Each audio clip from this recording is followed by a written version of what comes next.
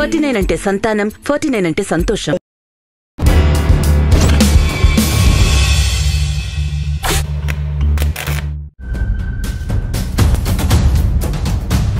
నాయన గారు Murali alias Ravi alias Suresh ఎందుకు అడుగులు పట్టారు? ప్రధానంగా హై స్కూల్ లెవెల్ నుంచే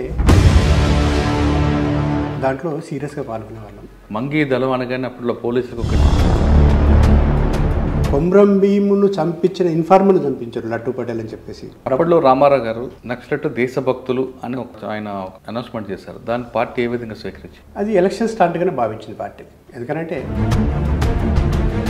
రామారావు నక్సలెట్ల దేశభక్తులు అని చెప్పేసి మాట్లాడాల్సి వచ్చిందని చెప్పేసి ఆ రోజున పార్టీ భావన. ఓకే, సెంట్రల్ కమిటీ తర్వాత ఎక్కడికి వచ్చారండి? డెన్ కీపర్గా పేరు నేను. కవర్ ఏంటి అక్కడ? కవర్ నేను sanitary and engineering spare parts యొక్క డీలర్. 10,000 గ్రానైట్స్, హ్యాండ్ గ్రానైట్స్, 47 తుపాకులు, వీటితోటి వాటిని నేను అరెస్ట్ అయ్యాను. తెలంగాణలో ఏ జైలు పెట్టారు? ఫస్ట్ స్టార్టింగ్ మా మిస్సెస్నేమో వరంగల్ పంపించారు. వరంగల్ జైల్లో మీరు హంగర్ స్ట్రైక్ చేయడానికి కారణం ఒకటి ఏంటంటే పార్టీ పిలుపు మేరకు రాష్ట్ర వ్యాప్తంగా ఒకే రోజు హంగర్ స్ట్రైక్ స్టార్ట్ చేయాలి. ఈ విధంగా కోఆర్డినేషన్ ఎవరు చేశారండి? వెంకటరమణ అని చెప్పేసి హంగర్ స్ట్రైక్లో చనిపోయాడు. మీరు వరంగల్ జైలు నుంచి ఆదిలాబాద్ ఏ విధంగా వచ్చారు? శ్రీశైలం నుంచి ఆదిలాబాద్ దాకా బై వాక్. 2002లో ఎందుకు పార్టీని వీడింది? నా ఆరోపణ ఏంటంటే నేను పార్టీ మీద డైరెక్ట్ ఆరోపణ చేయదలుచుకున్నాను సార్. ఒకటి అంటే పార్టీ మీద కోపం? పార్టీ అంటే ఈ విషయాన్ని మీరు సెంట్రల్ కమిటీ దృష్టి తీసుకెళ్ళి సెంట్రల్ కమిటీ మెంబర్కి చెప్పాను. ఎవరికి చెప్పారు? కటకము ఆనంద్కి చెప్పాను సార్. బయటకు వస్తాను విషయం చెప్పారా పార్టీకి? పార్టీ అనుమతి ఇచ్చిందా? పార్టీ అనుమతి. అంటే మీరు రిలీజ్ చేసేసరికి నైమ్లు బాగా యూజీలో ఉన్నాడు. లేదు సార్, నేను ఆల్రెడీ గ్యాంగ్ వార్ తయారు చేసుకున్నాను. గ్యాంగ్ వార్ తయారు. ఓకే, అయితే అడవుల్లో ఉండాలి లేదా నా దగ్గర ఉండాలి అంటాడు కదా, మరి మీకు విడిచిపెట్టాడా? నయీం అంత సాగి ఎదుగుతాడు ఎప్పుడైనా ఊహించారు మరి? ఒక రకంగా చెప్పాలి అంటే చాలా సఫర్ అయ్యిండు, కుటుంబ పరంగా దెబ్బతిన్నాడు. అంటే ఏ విధంగా నష్టపోయింది ఫ్యామిలీ? అంటే అది కొంచెం చాలా ఇష్యూస్ ఉన్నాయి సార్ దాంట్లో. బుల్లెట్ ద్వారా సామ్రాజ్యం, బ్యాలెట్ ద్వారా సామ్రాజ్యం. బుల్లెట్ ద్వారా సామ్రాజ్యం సాధించడం అనేది దీర్ఘకాల యుద్ధం అవుతుంది. అసలు దాని ద్వారా సాధించే అవకాశం ఉందంట? 10% సాధ్యం కాదు. ఎందుకంటే యువత మేలుకోండి.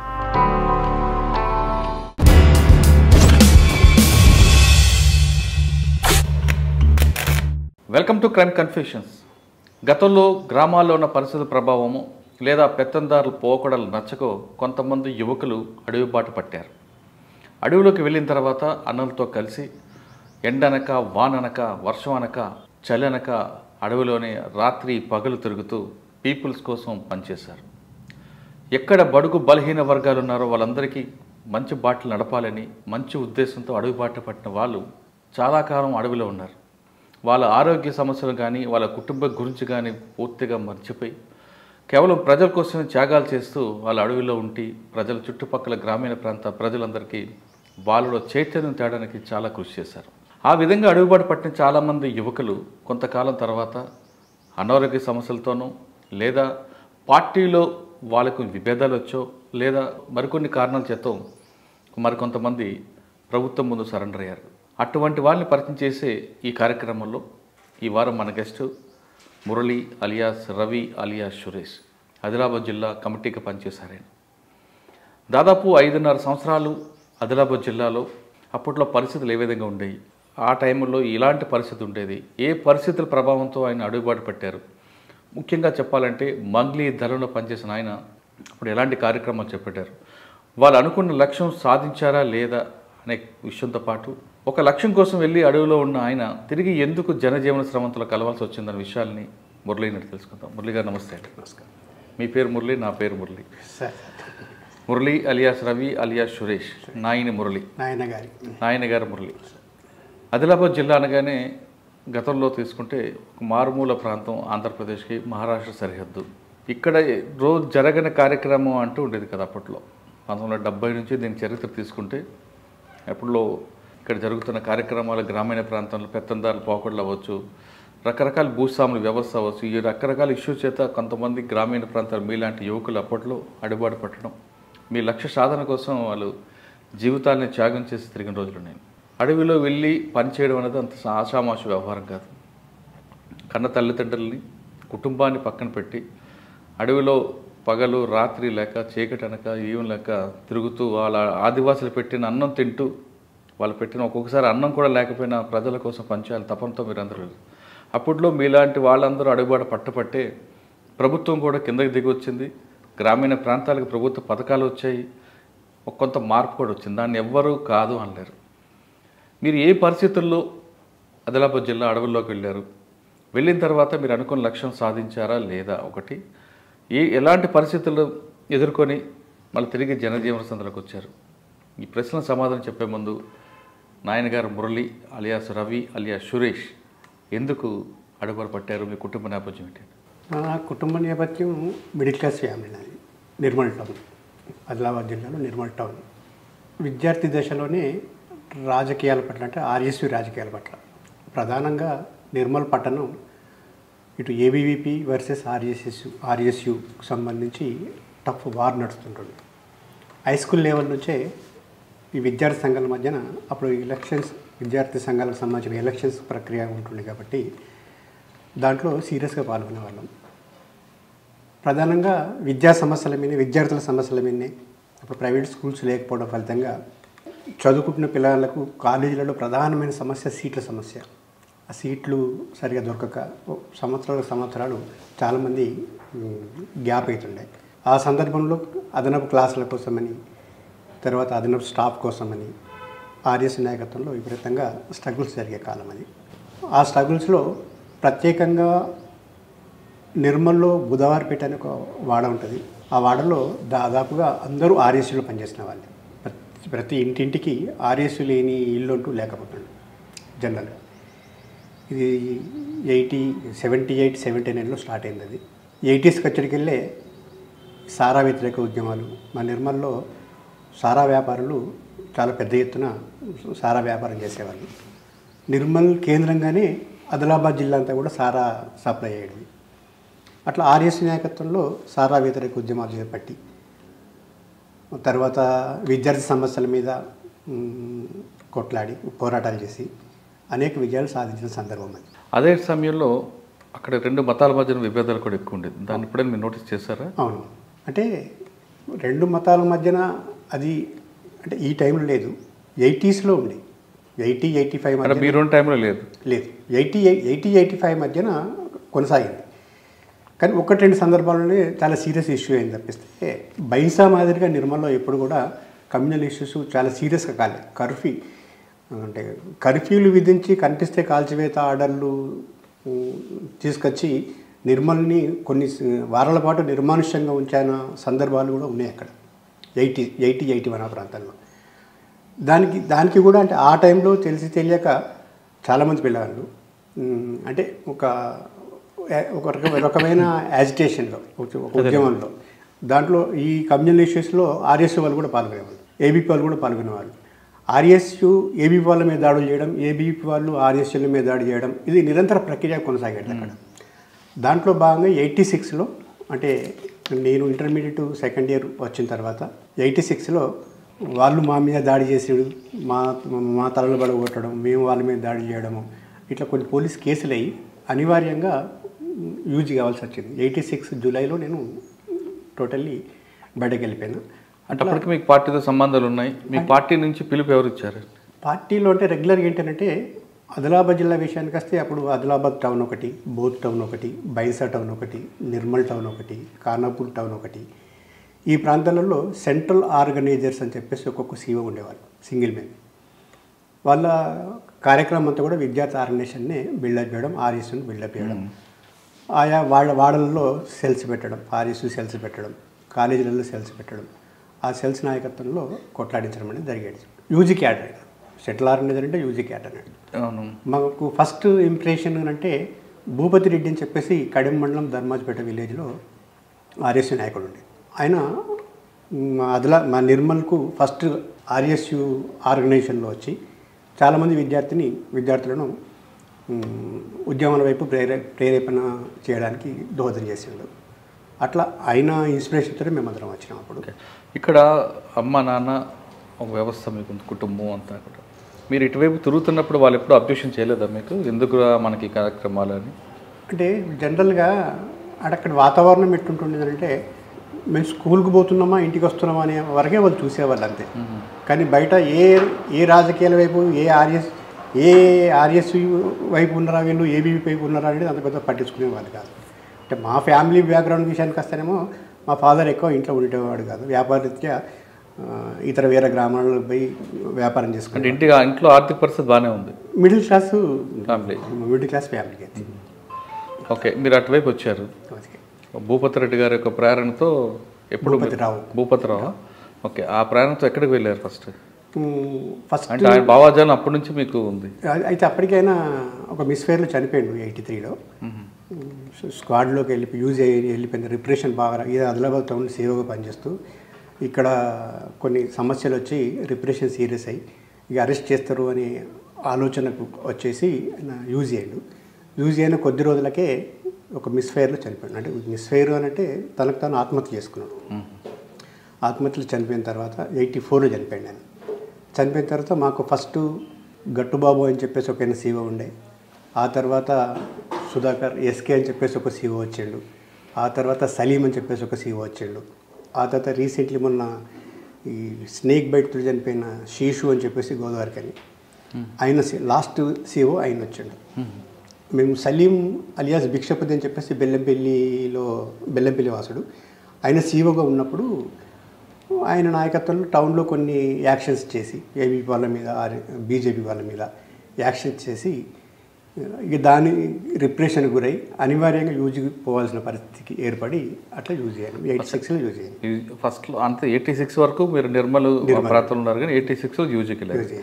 యూజీలో ఫస్ట్ ఎక్కడ వెళ్ళారు? ఒకటి ఏంటంటే ఎవరి ద్వారా లోపలికి వెళ్ళారు? కాంట్రాక్ట్ సీఓ ఒక కొరియర్ ఉంటుంది పార్టీకి ఆ సీఓకు మధ్యన ఒక అనుసంధానకర్తగా ఒక కొరియర్ ఉంటుండే. సతీష్ అని చెప్పేసి ఒక కొరియర్ ఉండే. మమ్మల్ని ఆయననే మొబిలైజ్ చేసుకొని తీసుకెళ్ళి ఇక్కడికి వెళ్ళి 20 కిలోమీటర్ల దూరంలో ముత్తునూరు అని ఒక విలేజ్ ఉంటుంది. ముత్తునూరు విలేజ్లో దిగి దాని పక్కకి ఒక 1/2 కిలోమీటర్ 2 కిలోమీటర్ డిస్టెన్స్లో స్క్వాడ్ రామకృష్ణ అని చెప్పేసి స్క్వాడ్ దళ కమాండర్, ఈ ఏరియా తిరిగే దళ కమాండరు ఆయన, ప్లస్ గంధం రామస్వామి అని చెప్పేసి అలియాస్ సాగర్ అని ఆ టైంలో చాలా ఫేమస్ లీడర్. ఇప్పుడు అల్లంపల్లి ఇష్యూకి ఆయన నాయకత్వం వహించాడు. సింగపూరులో ఆంబుష్ అయింది, దానికి ఆయన నాయకత్వం వహించాడు.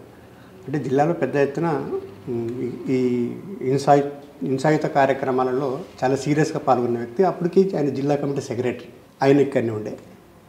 మేము పోయి ఫస్ట్ ఆయననే కలిసిన రోజే మేము ఎట్లయితే వస్తున్నామో మమ్మల్ని ఒక ఫారెస్టర్ చూసి పోలీసు వాళ్ళకి ఇన్ఫర్మేషన్ ఇస్తే మేము పోయి అన్నం తింటున్న సందర్భంగానే పోలీసు వాళ్ళు వచ్చి అక్కడ ఫైరింగ్ కూడా చేసారు. పోయి కలిసిన రోజు ఒకటే రోజు ఫస్ట్ పోయిన రోజు ఫైరింగ్ అయింది. ఫైరింగ్ అయిన తర్వాత అక్కడ నుంచి తప్పుకున్నట్టు ఎవరికేం కాలేదు. తప్పుకొని వచ్చి ఇక్కడ ఆదిలాబాద్ పక్కకు చెంచుఘాట్ అనే విలేజ్ ఉంటుంది. చెంచుఘాట్ విలేజ్లో ఆగి అక్కడి నుంచి చాలామంది ఆ టైంలో రిక్రూట్ అయిన వాళ్ళు ఉంటారు కాబట్టి సాగర్ అనే వ్యక్తి ఏం చేసినట్టే ఎవరిని వాళ్ళను ఏ స్కాడ్కు ఎవరిని పంపాలని చెప్పేసి అట్లా డిస్పాచ్ చేసి పంపించాడు. అట్లా నన్ను ఫస్ట్ ఇంద్రవెల్లి దళానికి పంపించాడు. ఇంద్రవెల్లి దళంలో ఇప్పుడు జడల నాగరాజు చంపేసిన మల్కాపూర్ భాస్కర్ అని చెప్పేసి ఆయన కమాండర్ ఉండే. మల్కాపూర్ భాస్కర్ అలియాస్ రమేష్ పేరు మీద కమాండర్ ఉండే. ఆ దళానికి పోయానని కలిసిన తర్వాత ఒక 15-20 రోజులు ఆ దళంలో ఉండి ఆడికెళ్ళి మళ్ళీ మంగి దళానికి ట్రాన్స్ఫర్ చేసిండ్రు. మంగి దళంలో ఎక్కువ కాలం పనిచేసి మల్కాపురం భాస్కర్ గారు నేర్చుకుంది ఏంటండి? మల్కాపూర్ సిన్సియారిటీతో పాటుగా కమిట్మెంట్. ఎన్ని నెలలు పనిచేశారండి ఆయనతో? దాదాపు 3-4 నెలలు పనిచేసాము. తర్వాత నేను జిల్లా కమిటీలోకి వచ్చిన తర్వాత కూడా ఆయన జిల్లా కమిటీ సెక్రటరీగా, నేను జిల్లా కమిటీ సభ్యుడిగా మా అనుబంధం చాలా కాలం పట్టుకొని సాగింది. మీరు మైదాన ప్రాంతం నుంచి అడవి ప్రాంతంకి వెళ్ళారు. అండర్ గ్రౌండ్ పోలీసు కాల్పులు, అక్కడ ఏ టైంకి ఎప్పుడు భోజనం ఉంటుందో తెలియదు, చీకటి, చుట్టూ విష జంతువులు ఎన్ని ఉంటాయి. ఈ వాతావరణం చూసినప్పుడు ఎందుకు వచ్చామరా అనే ఫీలింగ్ వచ్చిందా, లేదు మన అనుకున్న సంకల్ప బలంకు ముందుకు వెళ్దాం అనిపించిందా? అక్కడ అలాంటి ఆలోచన అనేది ఎందుకు వచ్చినామనే ఆలోచన ఎప్పుడు వచ్చేదే కాదు. అంటే ఒక పొలిటికల్ కాన్సెప్ట్ తోటి ఉన్నాం కాబట్టి, అప్పటికి ఆర్ఎస్ రాజకీయాల్లో పనిచేసిన వాళ్ళం కాబట్టి, ఏదో గ్రామీణ ప్రాంతం నుంచి పోయేవాళ్ళు లేకపోతే ఎలాంటి పొలిటికల్ కాన్షియస్ లేని వాళ్ళు పోయినప్పుడు ఆ రకమైన ఆలోచనలు కొద్దిగా వస్తాయి. కానీ ఈ కష్టాలు, ఈ నష్టాలు, ఇవన్నీ ఉంటాయనే ఆలోచనతో పోయిన పర్సన్స్ మేము. అట్లా పోయినాం. అయినా పార్టీ కూడా అంటే మాలాంటి వాళ్ళకి సంబంధించి కూడా వీళ్ళను పార్టీలో అంటే చదువుకునే వాళ్ళు రావడం అనేది చాలా తక్కువ. ట్రైబల్ ఆర్గనైజేషన్ ఆదిలాబాద్ జిల్లా ఆర్గనైజేషన్ అంటేనే ట్రైబల్ ఆర్గనైజేషన్. మొత్తం దళాలన్నీ కూడా ట్రైబల్ ఏరియాలే ఉన్నాయి. ఒక చెన్నూరు ఏరియా, ఒక సింగపూర్ ఏరియా, ఈ రెండే నాన్ ట్రైబల్ ఏరియాస్. ఇక్కడ నుంచి వచ్చే రిక్రూట్మెంటే తెలుగు రిక్రూట్మెంట్, అది కూడా ఇండోసెంట్ పీపుల్ రిక్రూట్ అయ్యేవాళ్ళు. మేము టౌన్లో నుంచి రిక్రూట్ అయ్యే వాళ్ళని కాపాడుకోవాలి, ఇలాంటి నాయకత్వ స్థానంలోకి తీసుకురావాలనే కాన్సెప్ట్ తోటి కాపాడుకుంటూ వచ్చింది. పార్టీ కూడా కాపాడుకుంటూ వచ్చింది. ఫస్ట్ అడవిలో తట్టుకోలేరు అనే ఆలోచనతో నన్ను ఒక 2 సంవత్సరాలు ఆదిలాబాద్ జిల్లా ప్లస్ అప్పుడు డీకేజెడ్సీలో ఉండే ఆదిలాబాద్ జిల్లా, నార్త్ తెలంగాణ ఎన్టీ ఎడ్జెడ్సీలో లేకుండా నార్త్ తెలంగాణ ఇటు దండకారణ్యంలో భాగస్వామ్యం ఉంది. అటు ఖమ్మం జిల్లా ఆఫ్, అటు ఏటు నగరం ఆ ప్రాంతం, తర్వాత ఇది అట్లా దండకారణ్య ఎడ్జెడ్సీకిను జిల్లా కమిటీకి అనుసంధానకర్తగా కొరియర్గా ఒక 2 సంవత్సరాల కాలం పాటు నన్ను పెట్టింది. 2 సంవత్సరాలు అది బయటనే ఉండి పనిచేస్తాను. ఈజీలో పనిచేస్తున్న టైంలో ఎప్పుడు ఇంటివైపు మనసు పడలేదు? అమ్మా నాన్న ఎప్పుడు అట్లాంటి ఆలోచన రాలేదు, ఎప్పుడు రాలేదు ఆలోచన. అంటే కంప్లీట్గా పీపుల్స్కే మీరు పీపుల్స్కి వెళ్ళిపోయి. ఓకే, ఈ భాస్కర్ గారు పనిచేస్తున్నప్పుడు తర్వాత మంగీ దళంలో మీకు బాగా గుర్తుండిపోయిన సంఘటన చెప్పండి. మంగీ దళం అనగానే అప్పట్లో పోలీసులకు ఒకటి ఏంటంటే మంగీకి సంబంధించిన భౌగోళిక పరిస్థితి ఏంటంటే పోలీసుకు రావడానికి ఆస్కారం లేని పరిస్థితి. ఇప్పుడు ఆసిఫాబాద్ లిమిట్స్, ఎందుకంటే పెద్ద పెద్ద కొండలు, పెద్ద పెద్ద గుట్టలు. ఒక గుట్ట ఎక్కాలి అని అంటే మినిమం 45 మినిట్స్ పడుతుంది ఆగకుండా ఎక్కాలి అని అంటే. ఏ గుట్ట ఎక్కినా, ఎందుకంటే దానితో పాటుగా మంగిలో కొమ్రం భీంకి సంబంధించిన స్ట్రగుల్ వారసత్వం ఉన్నది ఆ మంగి ఏరియాలో. ఇప్పుడు జోడన్ఘాట్ కానివ్వండి, పాట్నాపూర్ కానివ్వండి, ఆ 12 గ్రామాలకు సంబంధించినవి, తర్వాత సిరియన్ మోవడు, గోపెర, మాధుర, ఈ గ్రామాలన్నీ కూడా అంటే ఒక 5 దశాబ్దాల క్రితం నుంచే ఉద్యమాలలో కీలక పాత్ర పోషిస్తున్నాయి. అది కొమ్రం భీము చనిపోయిన తర్వాత కూడా ఇప్పుడు భూమయ్య కిష్ట కూడా పేరుని ఉంటారు. ఆయన 70s ఉరి తీసిండ్రు. కరీంనగర్ జగిత్యాల రైతాంగ సాయుధ పోరాటంలో పాల్గొన్నప్పుడు ఆ పోరాట స్ఫూర్తితోటి కొద్దిమంది ఈ ప్రాంతం నుంచి వచ్చిన వాళ్ళు, ఆదిలాబాద్ జిల్లా వాసులే, భూమయ్యను కిష్టాకోట ఇద్దరు కూడా, వాళ్ళు స్వతహాగా ఎలాంటి ఆర్గనైజేషన్ పార్టీతోటి సంబంధం లేకుండా వాళ్ళు ఒక దళంగా ఎస్టాబ్లిష్ అయ్యి కొమ్రం భీమును చంపించిన ఇన్ఫార్మర్ను చంపించారు, లట్టు పటేల్ అని చెప్పేసి సిరియన్ మోడ్లో చంపారు. తర్వాత కొద్దిమంది ట్రైబల్ భూస్వాములను కూడా చంపారు వాళ్ళు.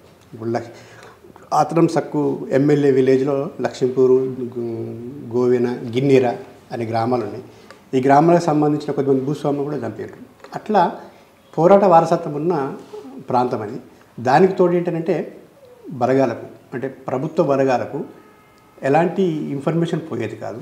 ఒకవేళ పోయినా వాళ్ళు వచ్చేంత వరకు వాళ్ళు అంటే అప్పటికి ప్రభుత్వ బలగాలలో ఉన్న బలహీనత, గుట్టలు ఎక్కకపోవడం, కరెక్ట్ దళాలను ట్రెస్ చేయలేకపోవడం, దానివల్ల జిల్లా నాయకత్వం అంతా కూడా మంగి దళాన్నే బేస్ చేసుకొని ఉండేది. ఏదైనా జిల్లా కమిటీ మీటింగ్లు కానివ్వండి, ఒక రాష్ట్ర కమిటీ మీటింగ్లు కానివ్వండి, ఇవన్నీ కూడా దాదాపు మంగి దళంలో జరిగేవి. అట్లా శత్రు దుర్భేద్యమైన ప్రాంతం మంగి దళం అది. ఇంతవరకు లాస్ట్ టైం 2000 తర్వాత 1-2 ఫైరింగ్లు అయినాయి తప్పిస్తే అంతకుముందు 2000 బిఫోర్ ఎప్పుడు కూడా ఫైరింగ్లు కాలేదు. వాళ్ళకి వచ్చే అవకాశం కూడా లేకుండా మాదే పై చేయి ఉంటుంది. ప్రజల సహకారం కూడా అదే రకంగా ఉంటుండే. ఒక విలేజ్కి వచ్చిండ్రు అని అంటే ఇమ్మీడియట్లీ 10 విలేజ్లకు పాకిపోతుండే పోలీసులు, చిరు పోలీసులు అని చెప్పేసి. విలేజ్ని తాకకుండా అడవి నుంచి వచ్చే పరిస్థితి ఆడ మంగిదళంలో శత్రు బలగాలకు ఉండకపోతుంది. దానివల్ల నాయకత్వం అంతా కూడా అక్కడనే కేంద్రీకృతమై ఉంటుండే. ప్లస్ దానికి తోడు జనరల్గా మంగిదళానికి సంబంధించిన దాంట్లో యాజిటేషన్ చాలా తక్కువ ఉంటుండే. ఎందుకంటే భూస్వామ్య వ్యవస్థ లేదు. కొమ్రం భీం పీరియడ్లో ఆసిఫాబాద్కి సంబంధించిన షావుకారులు, ఫారెస్ట్ అధికారులు వాళ్ళ యొక్క అణచివేత ఉంటుండే. అది అయిపోయిన తర్వాత పార్టీ ఎస్టాబ్లిష్ అయిన తర్వాత, దళం ఎస్టాబ్లిష్ అయిన తర్వాత అక్కడ ఫారెస్ట్ అధికారులకు సంబంధించిన వేధింపులు లేవు, షావుకారుల దోపిడీ లేదు. ఒకవేళ చేస్తే పార్టీ డెవలప్మెంట్ కార్యక్రమాలు చేస్తుంటాయి. రోడ్లు కానివ్వండి, స్కూల్స్ కానివ్వండి. అప్పుడు ఆ టైంలో గ్రామాలలో స్కూల్స్ పెట్టియడం, లేదా రోడ్స్ వేయడం, లేదా వ్యవసాయానికి సంబంధించిన కోఆపరేటివ్ సంఘాలు పెట్టి రైతులకు రుణాలు ఇచ్చి, లేదా విత్తనాలు ఇచ్చి, లేదా చిన్న చిన్న చెక్ డ్యామ్స్ అవి కట్టించి నీటిపారుదల ఇవన్నీ చేసి ఆ రకమైన డెవలప్మెంట్ కార్యక్రమాలు పార్టీ చేపడుతుండే ఆ టైంలోనే. కాబట్టి బయటకు ఇన్ఫర్మేషన్ పోకపోతుండే, శత్రువు అనేటోడు రాకపోతుండే. అట్లా దానివల్ల అదొక బేస్ ఏర్పడ్డది అక్కడ మంగిదల. సార్ మంగిదలలో పనిచేస్తున్న టైంలో మీకు బాగా గుర్తుండిపోయిన సంఘటన చెప్పండి. బాగా గుర్తుండిపోయే సంఘటన అంటే నేను ఇందాక చెప్పాను, ఇప్పటి వరకు మంగిదలంలో అంటే సంచలనాత్మక సంఘటనలు అంటూ ఆ మంగిదలం నాయకత్వంలో ఏవి కూడా జరగలేదు. ఒకటి జరగడానికి స్కోప్ కూడా ఉండకపోతుండే. దానికి కారణం రెండు, లీడర్షిప్ మొత్తం ఒక్కరిని కాన్సన్ట్రేట్ కావడం, హింసాత్మక చర్యలు పాల్పడితే శత్రు నిర్బంధం పెరిగి మళ్ళీ నాయకత్వానికి షెల్టర్ లేని పరిస్థితి ఏర్పడుతుందని చెప్పేసి ఒక ఇది ఉండడం. దీనివల్ల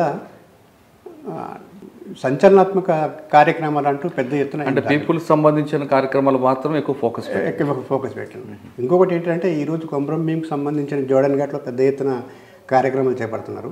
ఫస్ట్ 85 వరకు కొమరం భీం అంటే ఎవరో కూడా తెలియని పరిస్థితి, సమాజానికి తెలియదు. 85లో సాహు ప్లస్ అల్లం రాజన్న ఇద్దరు కలిసి కొమరం భీంకి సంబంధించిన నవల రాయడంతో ఆయన జీవిత చరిత్ర తెలుసుకొని ఆయనతోటి పోరాటంలో పాల్గొన్న వ్యక్తుల ఇన్ఫర్మేషన్ ద్వారా పుస్తకం రాసిన తర్వాత జోడన్ ఘాట్లో స్తూపం కట్టి కొమరం భీము యొక్క త్యాగాన్ని, కొమరం భీము యొక్క పోరాట స్ఫూర్తిని వెలుగులోకి తీసుకొచ్చిందే పీపుల్స్ వార్ పార్టీ. అప్పటి పీపుల్స్ వార్ పార్టీ.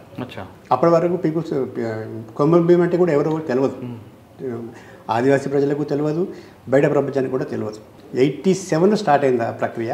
ఈరోజు అక్కడ ఒక పెద్ద ప్రభుత్వమే ఒక పెద్ద స్మారకార్థం పెద్ద ఎత్తున కొన్ని కోట్ల రూపాయలు ఖర్చు పెట్టి ఒక పర్యాటక ప్రాంతంగా తయారు కావడానికి దోహదం చేసింది. కానీ 87 కంటే ముందు అక్కడ ఏమీ లేదు. అది వెలుగులోకి తీసుకొచ్చిందే peoples war party.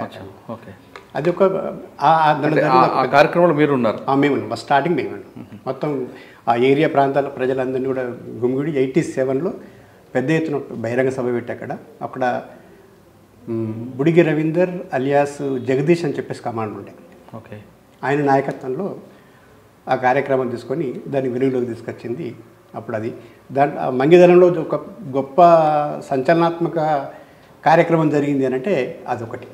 స్తూపావిష్కరణ first time Komaram Bheem యొక్క త్యాగాన్ని వెలుగులోకి తీసుకురావడం అనేది. తర్వాత మీరు మంగిదలం తర్వాత ఎక్కడికి వచ్చారు? 92 వరకు నేను మంగిదలంలో పనిచేశాను. తర్వాత అయితే ఒకటి ఏంటంటే జనరల్గా పార్టీ ఆ టైంలో మహిళలకు ప్రియారిటీ ఇవ్వాలి, అందులో ట్రైబల్ ఆర్గనైజేషన్ కాబట్టి ట్రైబల్ మహిళలకు ఎక్కువ ప్రియారిటీ ఇవ్వాలనే ఉద్దేశంతో అక్కడ భారతి అలియాస్ జంగుబాయ్ అని చెప్పేసి ఒక ఫస్ట్ మహిళా కమాండర్ చేశారు. అయితే నేను చదువుకున్న వాడిని కొంచెం కాస్త తెలిసిన వాళ్ళని ఉద్దేశంతో ఆమెకు సహాయంగా నన్ను అక్కడ డిప్యూటీ కమాండర్ పెట్టారు. ఆమెకు చదువు రాకపోతుండే, పేరు ఆమె ఉంటుండే, మిగతా కార్యక్రమాలన్నీ కూడా మా ద్వారా నడుస్తుండే. ఈ మంగిదలానికి భారతి కమాండర్ అయిన తర్వాత మేమైన తర్వాత కొన్ని ఇష్యూస్ జరిగినాయి, కొన్ని సంచలనాత్మకమైన ఇష్యూస్ జరిగినాయి.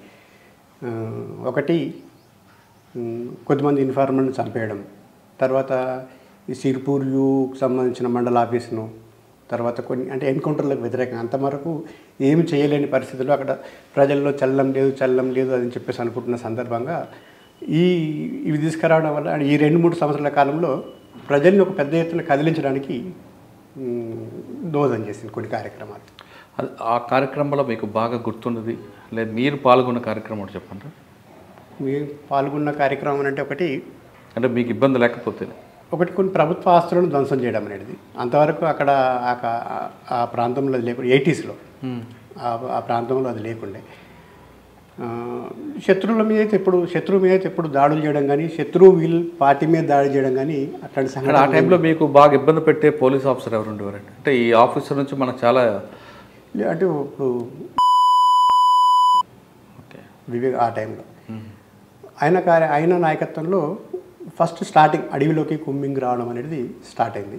టెర్రర్ ఆఫీసరే ఉండే జిల్లాకు సంబంధించి, కానీ నష్టాలు ఇరువైపులు ఎప్పుడు కూడా జరగలేదు. మిగతా దానిలో జరిగినంత ఎక్స్చేంజ్ ఆఫ్ ఫైరింగ్స్ కానివ్వండి ఇంకోటి కానీ దాంట్లో జరగలేదు. ఓకే, కానీ మీరు ఇన్ఫార్మల్ పేరు మీద చాలామంది చంపడం అన్నది మీరు ఏ విధంగా సమర్థించుకుంటారు? ఎందుకంటే వాళ్ళు ఆదివాసీలే కదా.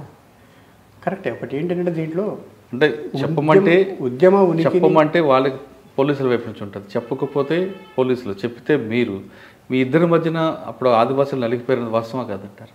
ఒకటి ఏంటంటే ఇప్పుడు జనరల్గా ఆ టైంలో అంటే ఆర్థిక ప్రయోజనాన్ని ఆశించి మాత్రమే ఇన్ఫార్మల్గా తయారైన వాళ్ళు ఉన్నారు చాలామంది. చెప్పాల్సిన అవసరం కూడా ఆ రోజు పార్టీకి వ్యతిరేకంగా చెప్పాల్సిన అవసరం కూడా వాళ్ళకి లేకుండా, ఎందుకంటే ప్రభుత్వం వైపు నుంచి ఎలాంటి సంక్షేమ కార్యక్రమాలు కానివ్వండి, ఇవి ఒక డిఆర్ డిపోలు తప్పిస్తే, ఒక ఇది ఎన్టీ రామారావు ప్రవేశపెట్టిన ₹2 కిలో బియ్యం తప్పిస్తే ఇతరత్ర రోడ్లు కానీ స్కూల్స్ కానీ ఇవన్నీ కూడా ఏవీ లేవు ఆ టైంలో. అల్లంపల్లి ఇన్సిడెంట్ జరిగిన తర్వాత, అల్లంపల్లిలో అంబుష్ జరిగి ఒక 11 మంది పోలీసులు చనిపోయిన తర్వాత ఎన్టీ రామారావు కొన్ని సంస్కరణలు చేపట్టి ట్రైబల్ ప్రాంతంలో ఉన్న ఆదివాసీ యువకులు పార్టీ వైపు మరలకుండా, పార్టీ వైపు రిక్రూట్ కాకుండా 7th చదివినా సరే ఆ 7th క్వాలిఫికేషన్ తోటే ఒక 1000 మందికి ప్రభుత్వ ఉద్యోగాలు, ప్రభుత్వ ఉపాధ్యాయ ఉద్యోగాలు ఇచ్చారు. అది ఈ టైపు అంటే కొంచెం ప్రభుత్వ ప్రలోభాలకు గురైన వాళ్ళు కొద్దిమంది, ప్రలోభాలకు గురైన వాళ్ళు మాత్రమే ఇన్ఫార్మల్గా తయారయ్యారు.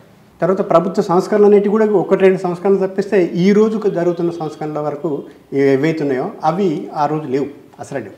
అసలు ప్రభుత్వం ఏంటో కూడా ఆ ప్రజలకు తెలియని పరిస్థితి. అప్పట్లో రామారావు గారు నక్సలైట్ దేశభక్తులు అని ఆయన ఒక అనౌన్స్మెంట్ చేశారు. దాన్ని పార్టీ ఏ విధంగా స్వీకరించింది? అది ఎలక్షన్ స్టార్ట్గానే భావించింది పార్టీ. ఎందుకంటే పాలక వ్యవస్థను ఎలక్షన్స్ను బహిష్కరిస్తూనే ఉన్నది పార్టీ మొదటి నుంచి. ఎవరైనా కూడా ఆ రోజు జరుగుతున్న ఉద్యమాలను దృష్టిలో పెట్టుకొని తెలంగాణ డిస్టిక్లలో, తెలంగాణ రాష్ట్రంలో ఆ ఉద్యమాలను చూసినప్పుడు ఉద్యమాలను సపోర్ట్ చేయకుండా, ఉద్యమాలను పరోక్షంగా అయినా కూడా పొగడకుండా ఎలక్షన్స్లోకి పోలేని పరిస్థితి ఏర్పడ్డది. స్థానికంగా నిలబడ్డ ఎమ్మెల్యేలు కానివ్వండి, స్థానికంగా నిలబడ్డ ఎంపీలు కానివ్వండి, అందరూ కూడా దాదాపుగా పార్టీతోటి ఏదో ఒక మేరకు సంబంధాలు ఉన్న వ్యక్తులు మాత్రమే ఉన్నారు. దీన్ని దృష్టిలో పెట్టుకొని ప్రజలలో ఉన్న పార్టీకి ఉన్న పలుకుబడి ఏదైతుందో దాన్ని గెయిన్ చేసుకోవాలనే దాంట్లో భాగంగా రామారావు నక్సలైట్ల దేశభక్తులు చెప్పేసి మాట్లాడాల్సి వచ్చిందని చెప్పేసి ఆ రోజున పార్టీ భావన. ఓకే, రామారావు గారి విషయం పక్కన పెడతామండి. మీరు రాజకీయ తరగతులు తీసుకున్నవారు, ఏ విధంగా మోటివేట్ చేసేవారు అక్కడ ఉన్న వాళ్ళకి? ఒకటండి, ఇప్పుడు జనరల్గా అంటే దేశ ఆర్థిక వ్యవస్థ మీద చూపించేవారా, లేదా సామాజిక కోణంలో ఎక్కువ క్లాస్? మూడు సబ్జెక్టులు ఉండేవి. ఒకటి ఫస్ట్ ఫిలాసఫీ, తత్వశాస్త్రం చెప్పేవాళ్ళు. తత్వశాస్త్రానికి సంబంధించిన యొక్క ఉద్దేశం ఏంటంటే భౌతిక పరిస్థితి ఏంటి, వాళ్ళకు ప్రజలలో, ట్రైబల్ ప్రజలలో ఉన్న మూఢ విశ్వాసాలు, మూఢభక్తి, మూఢాచారాలు, భానుమతి, దేవుడు వగేరా వగేరా ఇవన్నిటికీ కారణం ఏంటి, అది పాలక వర్గాలు, దోపిడీ వర్గాలు ప్రజల లోపలికి ఎట్లా తీసుకొచ్చినాయి అని చెప్పేసి చెప్పడానికి ప్రధానంగా పార్టీలో ఉన్న క్యాడర్ని అయినా కూడా ఎడ్యుకేట్ చేసుకుందామనే ఆలోచనతోటి తత్వశాస్త్ర క్లాసులు చెప్పేవాళ్ళం. ఆ తర్వాత దేశ ప్రపంచ మార్క్స్ సంబంధించిన పెట్టుబడిని, మార్క్స్ రాసిన పెట్టుబడిని బేస్గా చేసుకొని ఆర్థిక ఎకనామిక్స్ క్లాసులు చెప్పేవాళ్ళం. తో పాటుగా రెండో ప్రపంచ యుద్ధం అంటే 1917 నుంచి మొదలుకొని మొదటి ప్రపంచ యుద్ధంలో రష్యా ఇట్లా విముక్తి అయింది, రెండో ప్రపంచ యుద్ధంలో చైనా ఇట్లా కమ్యూనిస్టులు విముక్తి చేసుకున్నారు అని చెప్పేసి ఆ టైం నుంచి ఫారిస్ విప్లవం నుంచి ఇప్పటి వరకు గల చరిత్ర అంతా కూడా ఎంఎల్ఎం అంటే మార్క్సిజం లెనినిజం, మావో ఆలోచన విధానానికి సంబంధించిన అదొక సబ్జెక్ట్. ఈ 3 సబ్జెక్టుల మీద ఎక్కువ కాన్సన్ట్రేట్ చేసి సీరియస్గా క్లాసులు చెప్పేవాళ్ళం. అట్లా చాలా వరకు ఎడ్యుకేట్ చేసేవాళ్ళం. అంటే మీరు ఎంచుకున్న 3 సబ్జెక్టులు మంచివి, కానీ అడవులకి పరిమితమైన ఆదివాసీలు వాళ్ళ అభివృద్ధి వైపు అడుగులు వేయాలంటే వాళ్ళకి సాంకేతికంగా కానీ లేదంటే విద్యాపరంగా కానీ వాళ్ళు కూడా వాళ్ళ కాళ్ళ మీద నిలబడే విధంగా మీరు అటువంటి క్లాసులు ఎందుకు తీసుకోలేకపోయారండి? అంటే వాళ్ళు అభివృద్ధి చెందకూడదన్నా? లేదు, అట్లని కాదు. అభివృద్ధి నేను ఇంతకుముందే మీకు చెప్పిన అభివృద్ధికి సంబంధించి ప్రభుత్వాల వైపు నుంచి, పాలకుల వైపు నుంచి అసలు పరిపాలన అనేది లేని పరిస్థితులలో అభివృద్ధి అంటే ఏంది అనేది చూపించింది పార్టీ, చూపించింది వాళ్ళకి. ఆ రోజు వాళ్ళకు స్కూళ్ళు పెట్టించింది, బడులు పెట్టించింది, సంక్షేమ అంటే వ్యవసాయాన్ని ఎట్లా అంతకుముందు పోడు వ్యవసాయం చేసేవారు, పోడు వ్యవసాయాన్ని వద్దు అని చెప్పేసి స్థిర వ్యవసాయం ఎట్లా చేయాలి అని చెప్పేసి నేర్పించిందే పార్టీ. వాళ్ళకి విత్తనాలు సప్లై చేసింది, ఎరువులు సప్లై చేసింది. తర్వాత నీటి వనరులు ఆ పార్టీకు అవకాశాలు ఉన్న దగ్గర ఒక రకంగా ఒక సంవత్సరంలో పార్టీకి వచ్చే ఫండ్ బయట నుంచి, కాంట్రాక్టర్ల దగ్గర నుంచి, తర్వాత దోపిడీదారుల దగ్గర నుంచి పార్టీకి వచ్చే ఫండులో 50% అభివృద్ధి సంక్షేమ కార్యక్రమాలకు పార్టీ ఖర్చు పెట్టింది. అంటే మీరు చేస్తున్న నిర్ణయం వల్ల, మీరు తీసుకున్న సంక్షేమ కార్యక్రమం వల్ల ఆదివాసీల మార్పు వచ్చింది, చాలా బ్రహ్మాండంగా వచ్చింది. అందుకే ఆ మార్పే లేకపోతే అసలు ఈరోజు అది ప్రభుత్వం అప్పుడు చేసిన పార్టీ సంక్షేమ కార్యక్రమాలు ఏవైతుందో ప్రభుత్వాలు చూసి ప్రభుత్వాలు ఇప్పుడు అవి చేస్తున్నాయి కాబట్టి పార్టీకి స్థానం లేకుంటాయి. ఉత్తర తెలంగాణలో ఒకటి ఏంటంటే దీంట్లో పార్టీ చాలా సీరియస్గా, అంటే అది పెద్ద సబ్జెక్ట్ అనుకోండి, సీరియస్గా తప్పు చేసింది ఏంటంటే మార్క్సిజం లెనినిజం ఆలోచన విధానం ప్రకారం ప్రజల్ని రాజ్యాధికారం వైపు మరల్చే విధంగా వాళ్ళకు పొలిటికల్ చైతన్యం కలిగించాలి. మావోన్నా లేదా లెనిన్ అన్న వీళ్ళు అంటారు ఏంటంటే వాళ్ళని అటువైపు మరల్చడానికి ప్రతి వాళ్ళతో చేయించే ఆర్థిక పోరాటాలు ఏవైతే, ఇప్పుడు దున్నేవాడికే భూమి ఉన్నది అనుకున్నాం, దున్నేవాడికే భూమి అనేది కూడా ఒక ఆర్థిక పోరాటమే, రాజకీయ పోరాటం కాదు. కాకపోతే ఒక భూస్వామి అప్పటి వరకు అణచివేసి వాళ్ళను కనీసం మనుషుల లెక్క కూడా చూడని ఒక భూస్వామి యొక్క అహాన్ని దెబ్బతీయడం అనేది ఒక రాజకీయ చైతన్యం.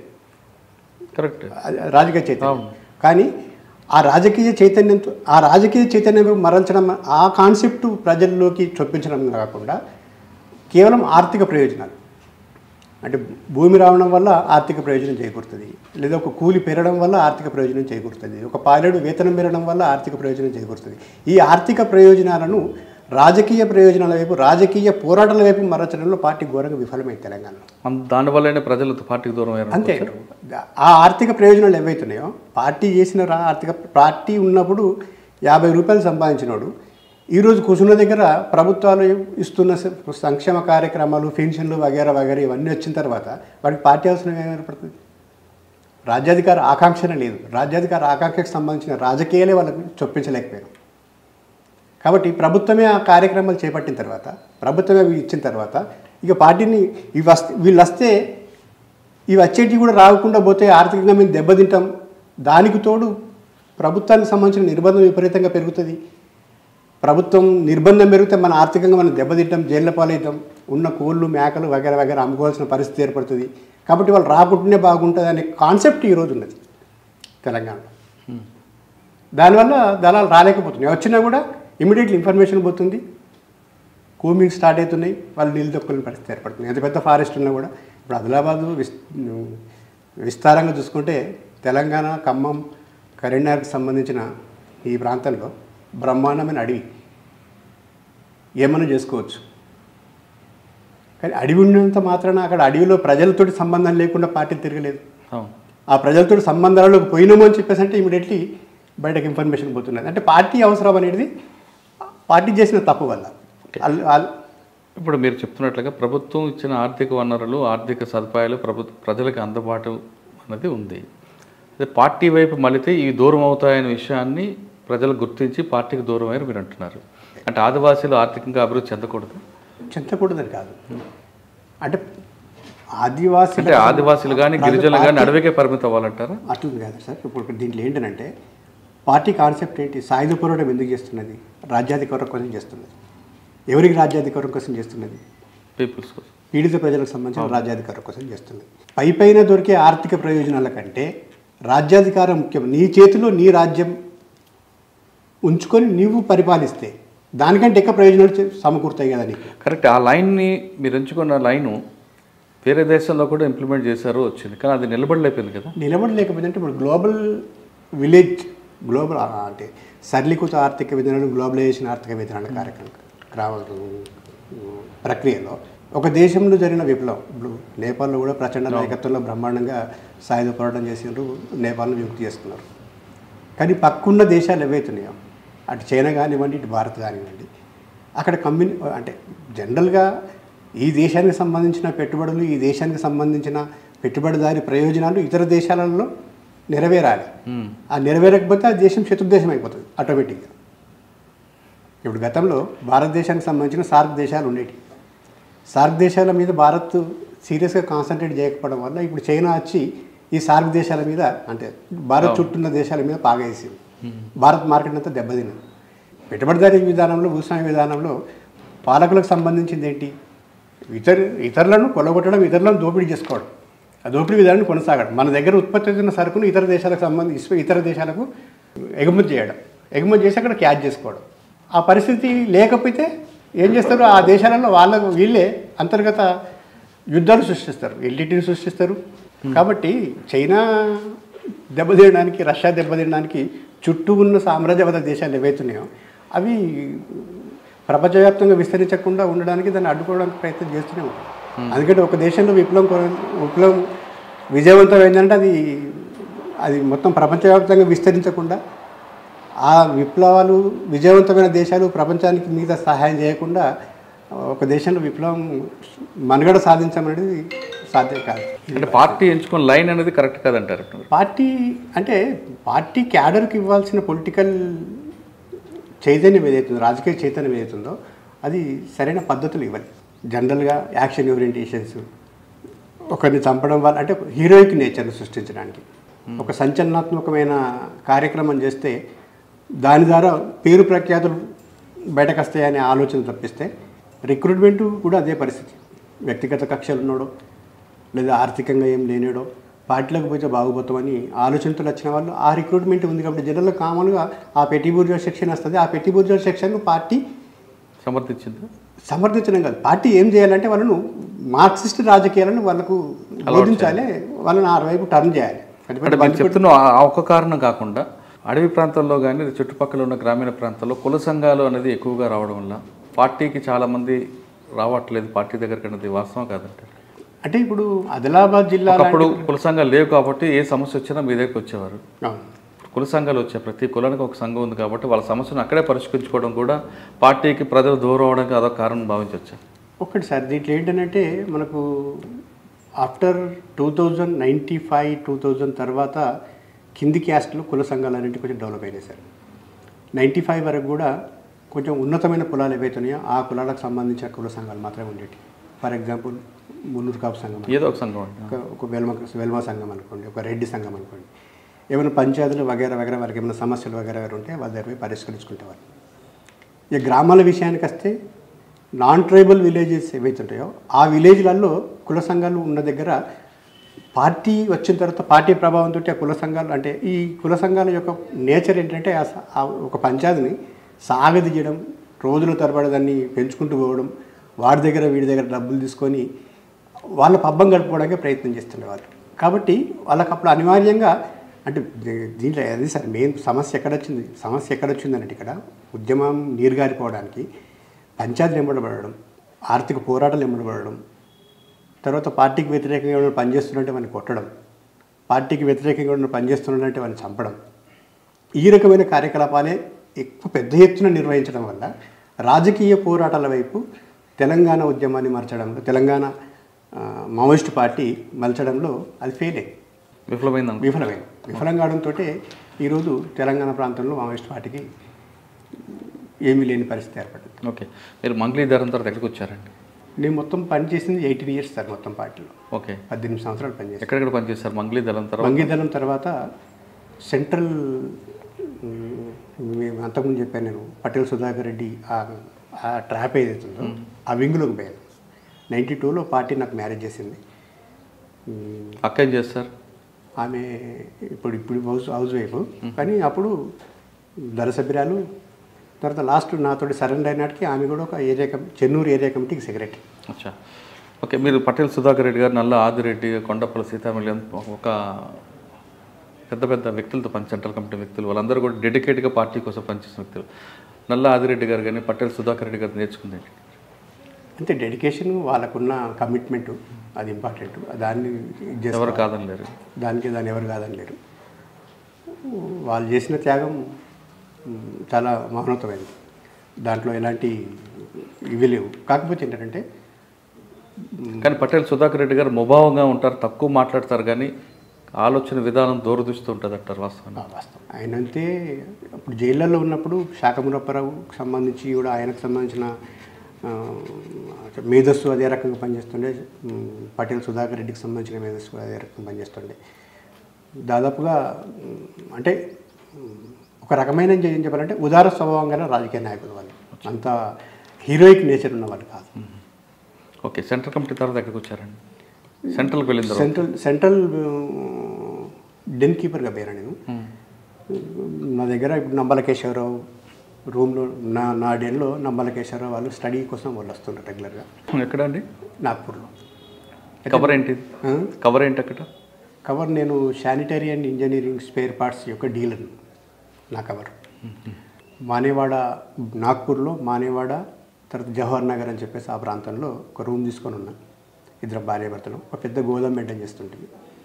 గోదాంకు యామ్స్ యామినేషన్ వస్తుండే. ఆమ్స్ యామినేషన్ ఇదే శానిటరీ స్పేర్ పార్ట్స్ అని చెప్పేసి ప్యాకింగ్లు ఉంటున్నాయి కాబట్టి వాళ్ళకి తెలియకపోతుండే పెట్టినాం. దాని వాళ్ళ ఫస్ట్ సుధాకర్ యొక్క లింక్ ద్వారా లాస్ట్ లింక్ నా దగ్గరికి వచ్చి ఆగిపోయి నేను అరెస్ట్ అయినా. నేను అరెస్ట్ అయినాటికి నా గోదాంలో ఒక 10,000 గ్రానైట్స్, 10,000 గ్రానైట్స్, హ్యాండ్ గ్రానైట్స్, ఒక 47 తుపాకులు, వీటితోటి వాటిని నేను అరెస్ట్ అయ్యాను. ఇప్పుడు ఈ సంవత్సరంలో 92 ఆగస్టులో.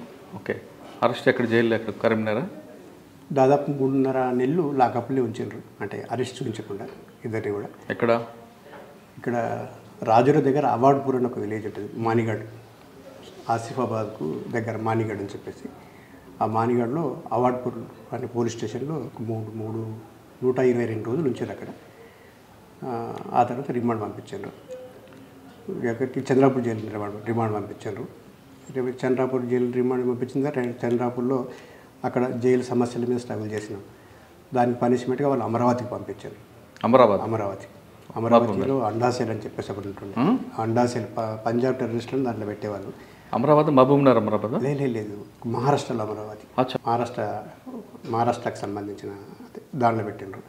అక్కడ పెడితే ఇంటి వాళ్ళని రానివ్వకపోవడం, ఇవన్నీ అంటే తిండి సరిగా లేకపోవడం. అక్కడ గ్యాంగ్ వార్స్ ఉంటుంది. గ్యాంగ్ వార్స్ ఎలా లేసేది? ఇప్పుడు అరుణ్ గౌలి, అమర్ గ్యాంగ్ వార్స్ అందరు కూడా దాంట్లో ఉంటుంటాయి.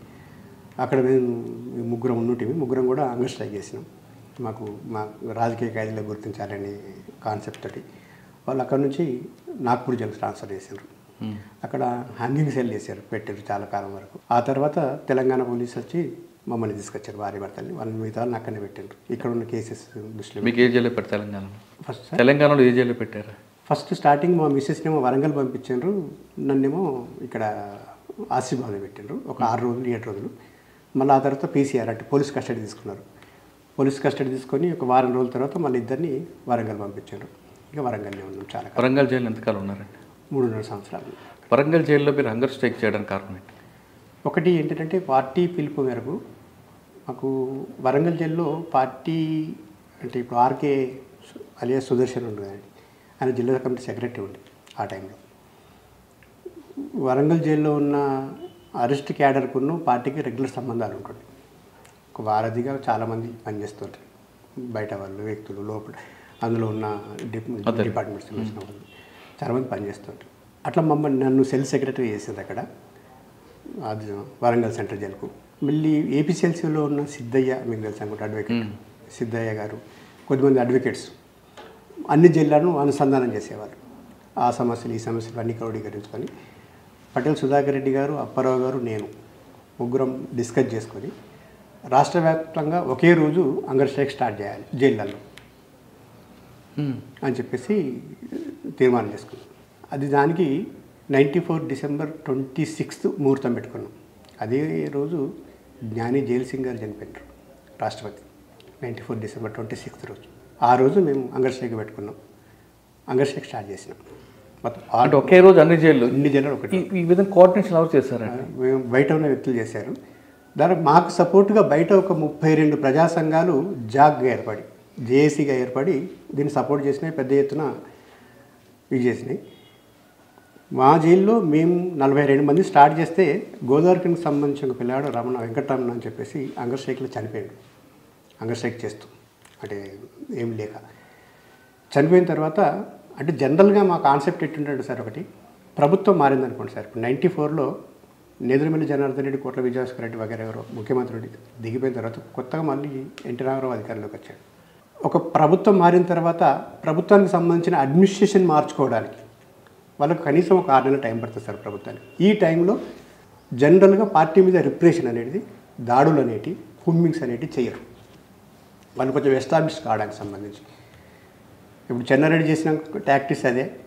1989 వరకు ఎన్టీ రామారావు చేతిలో మొత్తం విపరీతంగా రిప్రెషన్ గురై ఎన్కౌంటర్లు వగేరా ఇవన్నీ అయిన తర్వాత ఆయన అదే ప్రజల్లోకి తీసుకొని పోయి నేను చర్చలు చేస్తా, అది చేస్తా అని చెప్పేసి మాట్లాడి అధికారంలోకి వచ్చిన తర్వాత ఆ అవకాశం ఇచ్చాడు. ఒక 1 ఇయర్ ఏమో కొనసాగింది. ఆ తర్వాత మళ్ళీ ప్రభుత్వం స్థిరమైపోయిన తర్వాత మళ్ళీ రిప్రెషన్ అనేది స్టార్ట్ అయింది. ఇది కూడా అదే పరిస్థితిలో స్టార్ట్ చేద్దామని చెప్పేసి అనుకుని స్టార్ట్ చేసినాం. స్టార్ట్ చేస్తే అనుకున్నట్లే ఎన్టీ రామారావు గారు అక్కడికి వరంగల్ సెంట్రల్ జైలుకేమో అప్పుడు ప్రణయ్ భాస్కర్ మినిస్టర్ ఉండే సార్. ఇప్పుడు వినయ్ భాస్కర్ వాళ్ళ బ్రదర్ ప్రణయ్ భాస్కర్ మినిస్టర్ నా దగ్గర చర్చలకు పంపించారు. తర్వాత వరంగల్ జైలుకేమో ఇంకొక మినిస్టర్ని చర్చలకు పంపించి జైల్లో ఉన్న జైలు సమస్యలు, జనరల్ ఖైదీలకు సంబంధించిన అన్ని సమస్యలు ఒక 60 డిమాండ్లు, తర్వాత పార్టీకి సంబంధించిన పొలిటికల్ డిమాండ్స్ ఒక 11. ఈ పొలిటికల్ డిమాండ్స్లలో పార్టీ మీద ఉన్న నిషేధాన్ని ఎత్తివేయాలి, జైళ్ళల్లో ఉన్న నక్సల్స్ ఖైదీలందరినీ కూడా రాజకీయ ఖైదీలుగా గుర్తించాలి, తర్వాత ఇట్లాంటి బయట పార్టీకి సంబంధించిన కొన్ని నినాదాలు పెట్టుకొని డిమాండ్స్ పెట్టుకున్నారు. అయితే వరంగల్ జైల్లో ఉన్నప్పుడు మీ డిమాండ్స్ ఎందుకండి, అంటే ఏ డిమాండ్స్ కోసం చేశారు? ప్లస్ హంగర్ స్ట్రైక్ చేయడం వల్ల చాలామందికి ఇబ్బంది అయి ఉంటుంది. అక్కడ జైలు అధికారులు ఒప్పుకున్నారు అసలు యాక్చువల్గా జైలు నిబంధనల ప్రకారం హంగర్ స్ట్రైక్ చేయకూడదు కదా, కానీ హైకోర్టు పర్మిషన్ తీసుకుని చేసాం మేము. హైకోర్టు పర్మిషన్ తీసుకున్నాం. తర్వాత ఒకటి ఏంటంటే జైలు సమస్యల మీద ఒక 60 సమస్యలు అండి. ఈ వాళ్ళకి సంబంధించిన పేరోలు, పర్లో, తర్వాత లైఫ్ సెంటెన్స్ను 14 ఇయర్స్కి తగ్గించాలని చెప్పేసి, 7 ఇయర్స్కి తగ్గించాలని చెప్పేసి 14 ఇయర్స్ ఉండే 7 ఇయర్స్కి తగ్గించాలని అనేక సమస్యలు, వాళ్ళకి సంబంధించిన డైలీ వేజ్ పెంచాలి అనేది అక్కడ ఖైదీలకు, కన్విక్ట్ అయిన ఖైదీలకు సంబంధించి, ఇంకా ఫుడ్ సమస్య ఇవన్నీ కూడా పరిష్కరించాలని, మెడికల్ సమస్య పరిష్కరించాలని, తర్వాత శానిటేషన్ సమస్య పరిష్కరించాలని చాలా డిమాండ్స్ పెట్టి, అంటే ఆ డిమాండ్ల మీద మీరు హంగర్ స్ట్రైక్ చేశారు. ఆ నెరవేరయ్యామైనా? దాదాపుగా అన్ని ఒప్పుకుని. ఎన్ని రోజులు చేశారండి? ఫస్ట్ పీరియడ్లో 22 డేస్ చేసామండి. దానికి ఒక సిస్టమ్ పెట్టుకున్నాం మేము. అందరూ ఒకటేసారి విరమించడానికి సంబంధించిన దాంట్లో అప్పటికి ఇంకా టీవీలు ఎస్టాబ్లిష్ కాలేదు, ఆకాశవాణి వార్తలే. ప్రభుత్వం మా డిమాండ్స్ అన్నీ ఒప్పుకుంటున్నట్లు రేడియో వార్తలలో అనౌన్స్ చేయాలి, అనౌన్స్ చేస్తే అందరం ఒకటేసారి విరమిస్తామని చెప్పేసి ఆ డిమాండ్లలో ఒక డిమాండ్ పెట్టుకున్నాం.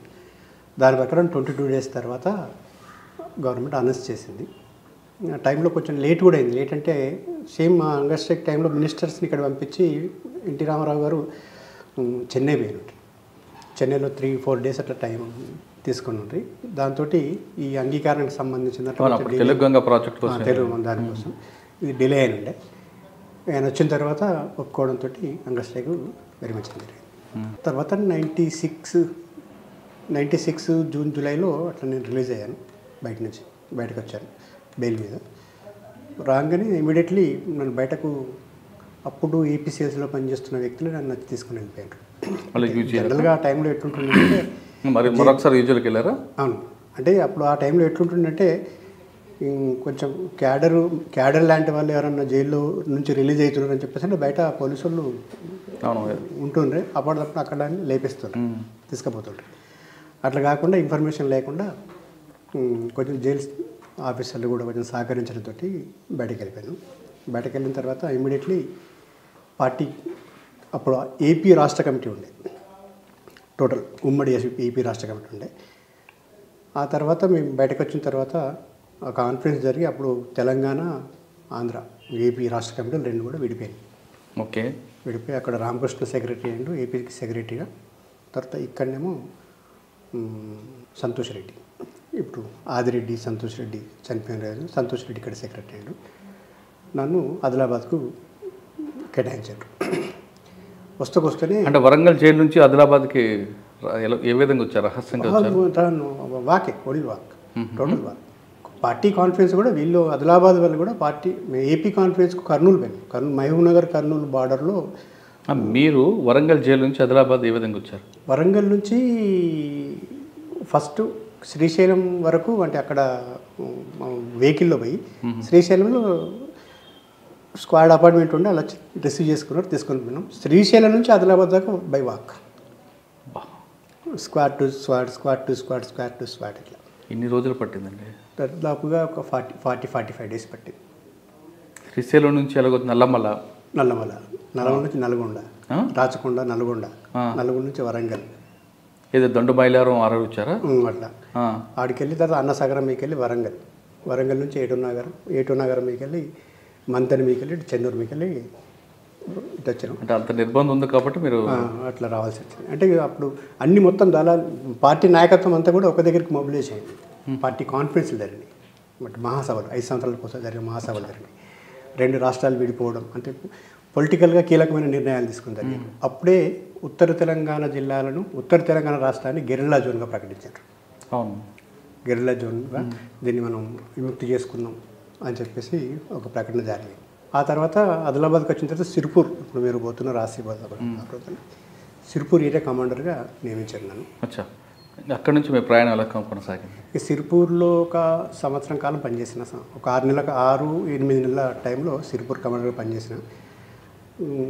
అక్కడ జనరల్గా కాగజ్ నగర్ టౌన్లో అంటే ఆ ఫెన్సెస్కి సంబంధించిన దాంట్లో ఇక అప్పుడు సమ్మిరెడ్డి ఎన్కౌంటర్ అయిన ఒకటి, సీకాసాకు సంబంధించిన రమాకాంత్ ఇక్కడ నస్పూర్లో ఇల్లు మీద బాంబింగ్ చేసి చంపేశారు. సింగరేణి కార్మిక సమాఖ్యకు సంబంధించిన సెక్రటరీ. ఆయన చనిపోయిన తర్వాత దాని నిరసనగా ఇప్పుడు మన కేవీ నారాయణరావు ఇల్లు పేల్చేసినట్టు, కేవీ నారాయణరావు ఇల్లు పేల్చేయడం, స్పీకర్ కోనప్ప వాళ్ళ ఇంటి మీద దాడి చేయడం, అంటే పొలిటికల్. అంటే అందులో మీరు ఉన్నారా? అందులో నేనే కమాండర్. రెండింటిలో మీరు ప్రత్యక్షంగా పాల్గొనేది నారాయణరావు గారిదా లేదంటే? రెండు ఒకటే నైట్. ఏ టైంలో జరిగింది, ఎలా చేశారు? నైటు పక్కకు ఊట్పల్లి అని ఒక విలేజ్ ఉంటుంది, ఆడికెళ్ళి బై వాక్ వచ్చాము. వచ్చి 8:30 అట్లా అక్కడికి. అంటే ముందు రెక్కేయలేదు? ఏం లేదు. స్క్వాడ్లో 2-3 వాళ్ళ ఇండ్లు తెలిసిన వాళ్ళే ఉండే కాబట్టి ఇక ఒకవేళ కేవీ నారాయణరావును అసలు యాక్చువల్గా యాక్షన్ చేద్దామని చెప్పేసి అనే దాంతో వచ్చినాం. ఆయన లేకపోయేసరికి ఇంట్లో బయట జీబు అవి ఉంటే ఆ ఇల్లు వేల్చేసి ఆ జీబు గాలబెట్టి కోనప్ప ఇంటికి పోయి, కోనప్ప వాళ్ళు కూడా లేకపోవడంతో కొంచెం గ్యాస్ పోసి తగలబెట్టేసి వెళ్ళిపోయాను. ఇక దాంట్లో 8 నెలల తర్వాత నన్ను ఇటు సింగపూర్ దళానికి ట్రాన్స్ఫర్ చేశాను కమాండర్. ఎట్ టైం సింగపూర్ దళ కమాండరు ప్లస్ జిల్లా కమిటీ మెంబర్. ఓకే, ప్రమోషన్ ఇచ్చి సింగపూర్కి ట్రాన్స్ఫర్ చేశారు. ఇక సింగపూర్లో చాలా ఆఫెన్సెస్ జరిగినాయి ఆ ఏరియాలో. అంటే మా ప్రాంతం అది కొంచెం తెలుగు ప్రాంతం. అప్పటికి సింగపూర్ దళ కమాండర్గా సురేందర్ అని చెప్పేసానంటే ఈ బాలు జాదవ్ ఎస్ఐని యాక్షన్ చేయడానికి పోయి ఖానాపూర్ టౌన్కు ఆయన కాల్పులనే ఈ సురేందర్ అంటే చనిపోయాడు. ఎవరు? సురేందర్ అలియాస్ గుణవంతరావు అని చెప్పేసి ఎస్ఐ క్వార్టర్ దగ్గరనే ఖానాపూర్ టౌన్లో ఆయన మీద అటాక్ చేస్తే ఆయన రిటర్న్ అటాక్లో ఈయన ఒప్పుడు చనిపోయింది, మిగతా వాళ్ళు ఎస్కేప్ వెళ్ళిపోయిన తర్వాత నన్ను అక్కడ కమాండర్గా నియమించారు. ఇక్కడ కమాండర్గా నియమించిన తర్వాత కొంచెం అఫెన్సెస్ కొంచెం ఎక్కువ జరిగినాయి ఆ టైంలో. అంటే జనరల్గా హెవీ రిప్రెషన్. ఇటు ఒక దిక్కు ఏంటంటే పొలిటికల్గా బయట ప్రజా సంఘాలను లీడ్ చేస్తూనే ఇప్పుడు అక్కడ మేము కొత్తగా పోయిన తర్వాత ఒక రైతాంగ వేదిక అని చెప్పేసి కొత్త రైతులకు సంబంధించిన సమస్యల మీద ఒక కవర్ ఆర్గనైజేషన్ పెట్టినాం. ఆ తర్వాత తుడుందెబ ఆర్గనైజేషన్ ఈ పార్టీ ఆధ్వర్యంలో జరుగుతుంది. ఇప్పుడు లేవు, కానీ ఆ టైంలో పార్టీ ఇవన్నిటిని ఫామ్ చేసింది, మొత్తం పార్టీ ఫామ్ చేసింది.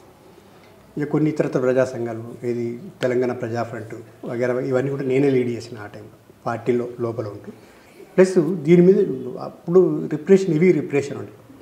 ఈ నిర్బంధ కాలంలో ఎక్కడ ఎన్కౌంటర్ జరిగినా కూడా దాన్ని ప్రతిఘటించడానికి సంబంధించిన దాంట్లో అంటే అప్పుడు పాలసీ కొంచెం చిన్న చేంజ్ చేసుకోవాల్సి వచ్చింది. పోలీసుల మీద అటాకింగ్ కాకుండా తెలుగుదేశం పార్టీ కాన్షియస్గా పార్టీని నిర్మూలించడానికి ప్రయత్నం చేస్తుంది కాబట్టి గ్రామ స్థాయిలో, మండల స్థాయిలో, జిల్లా స్థాయి తెలుగుదేశం పార్టీ నాయకత్వాన్ని మనం దెబ్బతీయాలనేది ఒక పొలిటికల్ తీర్మానం రిజర్వేషన్ చేసుకున్న తర్వాత దాంట్లో భాగంగా అక్కడ పాల్వై పురుషోత్తమరావు ఎమ్మెల్యే, ఇక్కడ మా ఆధ్వర్యంలో డిసిసిబి చైర్మన్ రమేష్ రెడ్డి, తర్వాత విలాసరావు దేశపాండే అని చెప్పేసి కార్నపూర్లో ఒక సర్పంచ్, ఇట్లా కొన్ని యాక్షన్స్ జరిగింది. అందులో మీకు బాగా గుర్తుండిపోయిన యాక్షన్ చెప్పండి. ఒకటి నిర్మల్ టౌన్లో డిసిసిబి చైర్మన్ రమేష్ రెడ్డిది టౌన్లో చేసినది. మీట్ టైంలో మార్నింగ్ 7. ఎవరు లేరా సెక్యూరిటీ? అప్పుడు ఉన్నారు, సెక్యూరిటీ గన్మెన్స్ కూడా ఉన్నారు. వాళ్ళు ఫైరింగ్ స్టార్ట్ అయిన తర్వాత రూమ్లోకి వెళ్ళి ఒక్కడే 2 గన్మెన్స్ ఉంటాయి, రూమ్లోకి పారిపోయారు. యాక్షన్ జరిపోయింది. ఆయన అప్పుడు చంపొద్దు అని అనలేదా? జనరల్గా ఆయన ఎక్స్పెక్ట్ అంత పెద్ద నిర్మల్ టౌన్లో పోలీస్ ఒక డిఎస్పీ ఆఫీసు, ఒక అడిషనల్ ఎస్పీ స్థాయి వ్యక్తి ఉన్నాడు అక్కడ. తర్వాత పక్కకే 2 పోలీస్ స్టేషన్లు, విపరీతమైన ఫోర్సు, ఇవన్నీ ఉంటాయి. ఎవరు కూడా ఎక్స్పెక్ట్ చేయరు. అంటే యాక్షన్ టీమ్గా సివిల్ డ్రెస్లో 3 టీమ్గా పోయి చేయడం జరిగింది. అక్కడ యాక్షన్ చేసిన తర్వాత మీరు రిట్రీట్ అయిపోయారు. డైరెక్ట్ ఆదిలాబాద్ డైరెక్ట్ ఫారెస్ట్కి అక్కడ సింగపూర్ ఏరియాకి ఫారెస్ట్కి వెళ్ళిపోయాం. ఇంకప్పుడు మీ పేరు మారుమోగిపోయినట్లు. అప్పుడు ఇక దాదాపుగా సింగపూర్ అని అంటే బయట సింగపూర్ దళము లేదా మురళి అని చెప్పేసి అన్న కూడా కొంచెం కాస్త ఎక్కువనే ప్రచారం జరిగింది, బ్రహ్మాండం జరిగింది. తర్వాత అంటే నిర్మల్ తర్వాత పొలిటికల్ యాక్షన్స్ అవే జరిగినాయి. ఇక ఆ తర్వాత ఇక జిల్లా కమిటీలోకి వచ్చినాం. జిల్లా కమిటీలోకి వచ్చిన తర్వాత అక్కడ వేరే కమాండర్ని నియమించేసి నేను సింగపూర్ ఏరియా, ఇక్కడ బోత్ ఏరియా, ఇక్కడ ఇంద్రవెల్లి ఏరియా 3 ఏరియాలను లీడ్ చేసాను. ఇంద్రవెల్లి దళాన్ని, అటు సింగపూర్ దళాన్ని, ఇటు బోత్ దళాన్ని 3 కంటిన్యూ లీడ్ చేసినాం. ఇది జనరల్గా అంటే నా కాన్సెప్ట్ ఎట్లుంటుందంటే దాదాపుగా ఈ అఫెన్సివ్స్ కంటే కూడా ఎక్కువ పొలిటికల్ విషయాల మీద ఎక్కువ కాన్సన్ట్రేట్ చేస్తుంది.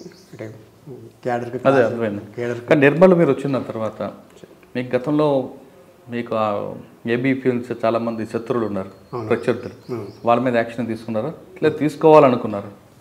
లేదు, అట్లాంటి వైపు ఆ టైపు రివెంజ్ దానికి పోలేదు. దాదాపుగా ఏంటంటే ఆర్ఎస్యు బలపడ్డ తర్వాత ఒక దిక్కు మావోయిస్ట్ మూమెంట్ కూడా చాలా స్ట్రాంగ్ అయిన తర్వాత ఏబీపీ అనేది అక్కడ బాగా నిర్వీర్యం అయిపోయింది. ఆ ఏబీపీలు ఉన్న వాళ్ళే పొలిటికల్ పార్టీగా బీజేపీలోకి టర్న్ అయ్యారు. ఏబీపీ అనేది ఇక్కడ నామాత్రం అయిపోయింది, అంత పెద్దగా వెళ్ళకుండా. నిర్మల్ ఏ సంవత్సరం జరిగింది ఇది? 98 సార్. 1980. ఓకే. 1980 నుంచి 2004 వరకు మీరు దళాలు ఉన్నారా? 3 దళాలను నేను లీడ్ చేశాను. 3 దళాలను నేనే లీడ్ చేశాను. ఈ ఈస్ట్ ప్రాంతాన్ని అంతా కూడా నేనే లీడ్ చేశాను. అంటే 2002లో మీరు సరెండర్ అయ్యారు? 2002 జనవరిలో సరెండర్. ఓకే. 2002 వరకు ఇంకేం చేశారు మీరు? అంటే మీరు చేసిన కార్యక్రమం పార్టీకి పేరు తెచ్చేది, ప్రజలకు ఉపయోగపడేది. ప్రజలకు ఉపయోగపడే కార్యక్రమాలు అని అంటే జనరల్గా ఒకటి చాలా మా సింగపూర్ ఏరియాలోని డెవలప్మెంట్ కార్యక్రమాలు చాలా తీసుకున్నాం. చెక్ డ్యామ్స్ కట్టించడం పార్టీ వైపు నుంచి, తర్వాత వ్యవసాయ రైతులకు ఎడ్లు ఇవ్వడం, తర్వాత సీడ్స్ ఇవ్వడం, తర్వాత ఎరువులు ఇవ్వడం, ఈ కార్యక్రమం చాలా విస్తృతంగా తీసుకున్నాం. దానికి తోడు ప్రభుత్వం వైపు నుంచి కూడా వ్యవసాయ రంగాన్ని డెవలప్ చేయడానికి సంబంధించినట్టు ఈ కరెంటు సమస్య, సబ్స్టేషన్ల ఏర్పాట్లు, వాటి మీద కూడా పెద్ద ఎత్తున రైతాంగాన్ని కదిలించి ఉద్యమాలు చేపట్టినాం. దానికి ఒక రైతాంగ వేదిక అని చెప్పేసి ఒక వేదికను ఏర్పాటు చేసి. అంటే మీరు చేస్తున్న కార్యక్రమం ప్రజల వైపు ఉంటున్నా కాంట్రాక్టుల డబ్బులు తీసుకుంటున్నారని ఒక ఆరోపణ ఉంది, వాస్తవం అంటారా? కంపల్సరీ అది తీసుకోవాల్సింది. దానికి ఆర్గనైజేషన్ ఏరియాలో తీసుకోవడం వేరు, బెదిరించి తీసుకోవడం రెండింటి తేడా ఉంది కదా. ఇప్పుడు బెదిరించడం కంటే కూడా ఏ కాంట్రాక్టర్ అయినా కూడా కామన్గా ఆర్గనైజేషన్ ఏరియాకి వచ్చిండు అని అంటే ఆయన పనులు సాఫీగా కొనసాగించుకోవడానికి, సాఫీగా చేసుకోవడానికి మేము ఒక ప్రచారం చేసినాం సార్. ఫస్ట్ అయితే ఏ కాంట్రాక్ట్ అయినా కూడా వాడు తీసుకునే ముందే పార్టీకి ఒక 5% ఫండ్ ఇవ్వాలి అనేది దృష్టిలో పెట్టుకొని మీరు టెండర్ వేసుకోండి అని చెప్పేసి ఫస్ట్ ప్రాపగండా చేసిన కాంట్రాక్టర్ సంబంధించిన దాంట్లో. ఓకే. వాడిని దాన్ని దృష్టిలో పెట్టుకొని గవర్నమెంట్ దగ్గర టెండర్ వేసుకుంటాడు. ఓకే. అట్లా కామన్గా వాడు వచ్చిండు అంటే ₹1,00,000 వర్క్ చేస్తున్నాడంటే ₹5,000.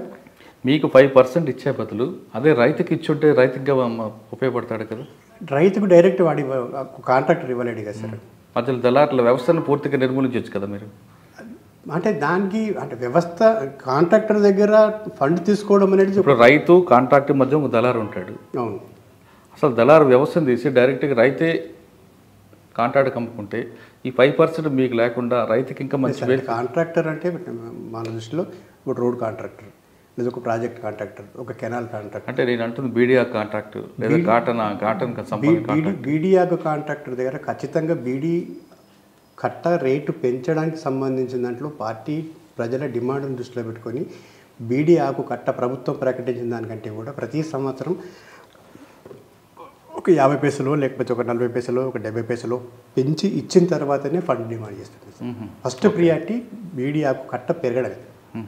రేటు పెంచిన తర్వాతనే దానికి అనుగుణంగా ఒక యూనిట్లో ఒక స్టాండర్డ్ బ్యాగ్ ₹100, ₹200 అని చెప్పేసి పార్టీ అట్లా డిమాండ్ చేస్తుంది. ఆ రకంగా వసూలు చేస్తుంది.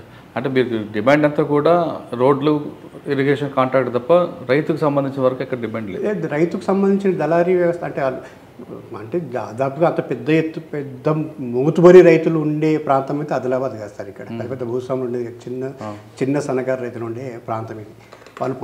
వాళ్ళు పండించిన పంటకు సంబంధించిన గిట్టుబాటు ధర కోసం, పత్తి గిట్టుబాటు ధర కోసం విపరీతమైన పోరాటాలు చేయించినాం. ఆదిలాబాద్లో ధర్నాలు చేయించినాం, నిర్మల్లో ధర్నాలు చేయించినాం, ఆ టైంలోనే పత్తికి 5,000 రూపాయలు క్వింటాలు కావాలని చెప్పేసి పోరాడిన సందర్భాలు కూడా ఓకే.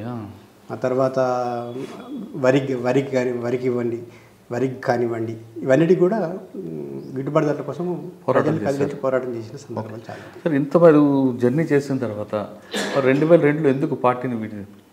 ఒకటి సార్, అంటే నా ఆరోపణ ఏంటంటే నేను పార్టీ మీద డైరెక్ట్ ఆరోపణ చేయదలుచుకున్నాను సార్. ఒకటైతే అంటే పార్టీ మీద కోపం, పార్టీ నన్ను ఏ రకంగా అయితే యూజ్ చేసుకోవాలనో ఆ రకంగా యూజ్ చేసుకోలేకపోయింది. ఒకవైపు నా పట్ల వ్యవహరిస్తున్న తీరుకు వాళ్ళు ఆత్మవిమర్శ చేసుకుంటూనే సరైన స్థానం కల్పించలేకపోయారు. ఒకటి లాస్ట్ టైంలో అంటే నేను రావడానికి ప్రధాన కారణాలలో ఉత్తర తెలంగాణ పొలిటికల్ జిల్లా కమిటీ మెంబర్గా తీసేసి ఉత్తర తెలంగాణ పొలిటికల్ కమిషనర్గా నియమించారు సార్. ఆ తీర్మానం నాకు చెప్పడానికి కొంచెం శశభిషాలు ఆడినారు పార్టీ నాయకత్వం. కానీ నాకు రావాల్సిన ఒక మెంబర్ చెప్పిండు, దాంట్లో నేను పొలిటికల్ కమిషనర్గా పంపిస్తున్నాను, తెలంగాణ జిల్లాలకు సంబంధించిన ప్రతి స్క్వాడ్స్కి పొలిటికల్ క్లాసులు చెప్పాలి అని చెప్పేసి. అయితే నేనేమన్నా అంటే దానికి అది ఆత్మహత్య సదృశ్యం అది, అంటే చంపుకోవడం అది. ఎందుకు? విపరీతమైన తీవ్రమైన నిర్బంధం సార్. దళాలకే పట్టున్న ప్రాంతాలలో దళాలే మనుగడ సాధించలేని పరిస్థితులు కొనసాగుతున్నాయి. అప్పుడు విపరీతంగా ఎన్కౌంటర్ జరుగుతాయి. అట్లాంటిది నేను ఒక 4 టీములు వేసుకొని ఆ స్క్వాడ్లు వెంబడి తిరుక్కుంటూ వాళ్ళ క్లాసులు చెప్పుకుంటూ తిరగడం అనేది సాధ్యం కాదు.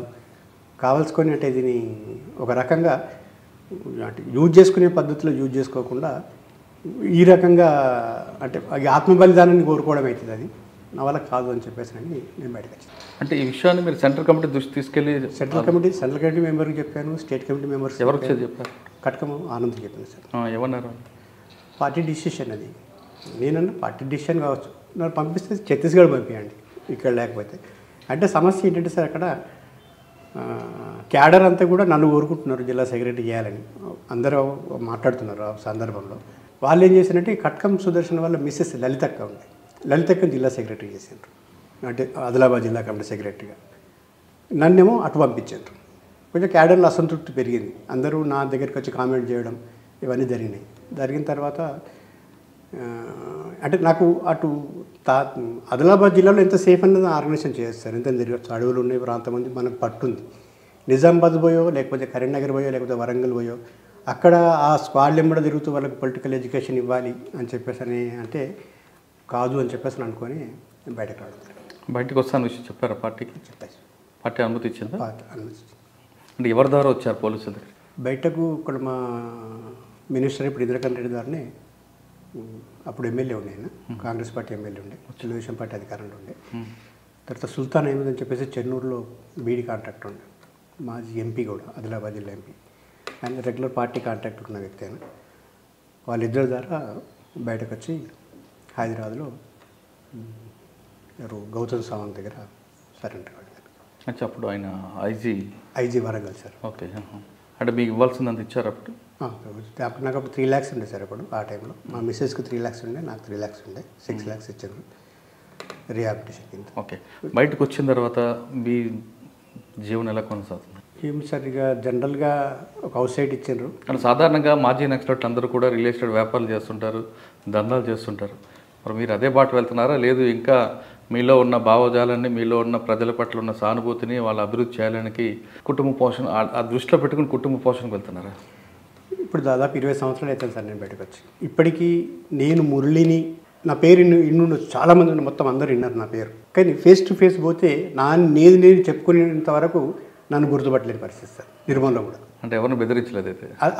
ఆ టైపే కాదు సార్, ఆ టైపే కాదు. అటు దాంట్లో పోలేదు, చాలా ప్రెజర్స్ వచ్చినాయి. అంటే నాకు జైల్లో పరిచయం నయీం, ఫర్ ఎగ్జాంపుల్ చెప్తాను. నయీం కూడా చాలా పరిచయం, క్లోజ్ కూడా. చర్లపల్లిలోనా? చర్లపల్లి జైలు, చెంచల్గూడలో ఉన్నప్పుడు. ఆయన వ్యాస్ కేసులో వచ్చిన తర్వాత ఆయన కోర్టు అంటే ఏది అఫ్రూవర్ గారు మారకముందు మా కమ్యూనిటీలోనే ఉండే. నేనంటే బాగా అభిమానం కూడా ఆయన కూడా ఎన్నోసార్లు ఫోన్లు చేసిండు, మాట్లాడి చేసిండు. ఇట్లా కాదు బతకడం ఇట్లా, ఇట్లా కాదు బతకడం ఇట్లా అని చెప్పేసి. Nothing doing. అంటే మీరు రిలీజ్ చేసేసరికి నయీంలో బాగా యూజీలో ఉన్నాడు? లేదు సార్, మీ సరెండర్ అయ్యే టైంకి నయీం లేదు సార్. నా ఆల్రెడీ గ్యాంగ్ వార్ తయారు చేసుకున్నాను. గ్యాంగ్ వార్ తయారు. ఓకే. కానీ నయీం యాటిట్యూడ్ చూడు, నయీం పద్ధతి అయితే అడవిలో ఉండాలి లేదా నా దగ్గర ఉండాలి అంటాడు కదా, మరి మీకు విడిచిపెట్టాడా? లేదు సార్, నాకు ఆయనతో ఎలాంటి కాంట్రవర్షన్ లేకుండా సార్ నాకు. ఎందుకంటే జైల్లో నా నేచర్ ఏంటో ఆయనకు తెలుసు. మేము ఇద్దరం కలిసి ఉన్నాం. బయటకు వచ్చిన తర్వాత కూడా అప్పుడప్పుడు ఫోన్ చేసి మాట్లాడేవాడు తప్పిస్తే ఆ సంబంధాలే ఉండేవి. కానీ ఇతరత్ర ఎలాంటి ఆర్థిక లావాదేవీలలో ఎప్పుడు కూడా ఇది కాలేదు. కానీ నయీం అంత సాగి ఎదుగుతాడు ఎప్పుడైనా ఊహించారు మీరు? ఒక రకంగా చెప్పాలి అంటే చాలా సఫర్ అయ్యిండు, చాలా స్ట్రగుల్ అయ్యిండు, కుటుంబపరంగా దెబ్బతిన్నాడు. అంటే పార్టీ చర్యల వల్ల, కొన్ని చర్యల వల్ల ఆ రకమైన రివెంజ్ తీసుకోవాల్సిన అవసరం లేకుండే. కానీ పార్టీ వల్ల, ప్రభుత్వం వల్ల ఫ్యామిలీ చాలా వరకు డ్యామేజ్ అయింది. ఫ్యామిలీ నష్టపోయింది సార్. అంటే ఏ విధంగా నష్టపోయింది ఫ్యామిలీ? అంటే అది కొంచెం మీడియా పరంగా మాట్లాడడం చాలా కష్టం. అది అంటే చాలా ఇష్యూస్ ఉన్నాయి సార్ దాంట్లో. పార్టీ ఆయనకు న్యాయం చేయడంలో ఎంతైతే ఏ రకంగా అయితే స్పందించానో ఆ రకంగా స్పందించలేదు సార్. మీరు చెప్పేది నయీం చెల్లి విషయంలో స్పందించలేదు కాబట్టి ఆయన పార్టీ పట్ల వ్యతిరేకత వచ్చారు. వ్యతిరేకత పెరుగుతారు. అదే కదా మీరు చెప్పేది? అదే సార్. సార్ దాని మీద కక్ష పెట్టుకొని పార్టీ పట్ల వ్యతిరేకత పెంచుకొని పార్టీని పూర్తిగా భూస్థాపన చేయడానికి ఆయన కంకణం కట్టుకున్నాడు. కోవట్టుగా ఉంటూ చాలా దళాలని ఆయనకున్న పొలిటికల్ చైతన్యం, పొలిటికల్ నాలెడ్జ్ అంత సార్. ఆయన అంటే ఒక వర్గ పోరాటంలో ఉండాల్సిన రాజకీయ చైతన్యం ఏదైతే ఉండాలనో అంత ఇముడ్చుకున్న వ్యక్తి కాదు ఆయన. ఒక పెట్టి ఊర్జో సెక్షన్ నుంచి వచ్చాడు, ఒక యాక్షన్ ఓరియంటేషన్ సిస్టమ్ నుంచి వచ్చాడు. తర్వాత ఆయన ఉన్న కమ్యూనిటీ కూడా ఆ టైపు ఓరియంటేషన్ తోటి ఉండే కమ్యూనిటీ కాబట్టి ఆ వైపు పోవడానికి కారణమైంది అది. ఒక పార్టీ స్పందించి సరైన టైంలో సరైన నిర్ణయం తీసుకుంటే ఆయన బ్రహ్మాండంగా పార్టీ యూజ్ చేసుకోవస్తుంటే అది యూజ్ చేసుకోలేకపోయింది. అక్కడ కూడా పార్టీ తప్పు ఉందంటే 100% తప్పు సార్. అది ఇప్పుడు మీరు 2 విషయాలు చెప్పారు పార్టీ తీసుకున్న నిర్ణయం పట్ల. ఆ విధంగా పార్టీ ఇంకా ఎన్ని మిస్టేక్లు చేసి ఉండొచ్చు? Common sir. ఇప్పుడు ఒక సంస్థ నడిపిస్తున్నప్పుడు, ఒక సంస్థ రన్ అవుతున్నప్పుడు వ్యక్తులుగా చాలామంది చాలా రకాలుగా తప్పులు చేస్తారు సార్. అది దాన్ని పార్టీ సరిదిద్దాలి, ఎప్పటికప్పుడు సరిదిద్దాలి. నయం విషయంలో పార్టీ స్వయంవర్ష చేసుకోవాలంటే చేసుకున్నది, అది ఇంటర్నల్ ఇష్యూ సార్. అది కానీ ఆ రకంగా మారమని చెప్పేసి ఆయన ప్రోత్సహించలేదు. ఆయన మారడం అనేది ఆయనకు ప్రభుత్వానికి, ప్రభుత్వంలో ఉన్న పాలక వర్గాలను కాపాడుతున్న పోలీస్ వ్యవస్థకు ఆయన అవసరం ఏర్పడ్డది కాబట్టి ఆ రకంగా ఆయన మలుచుకున్నారు. ఆయన మలుచుకొని పార్టీని సర్వనాశనం చేయడానికి లేదా ప్రజా సంఘాలను సర్వనాశనం చేయడానికి యూజ్ చేసుకున్నారు.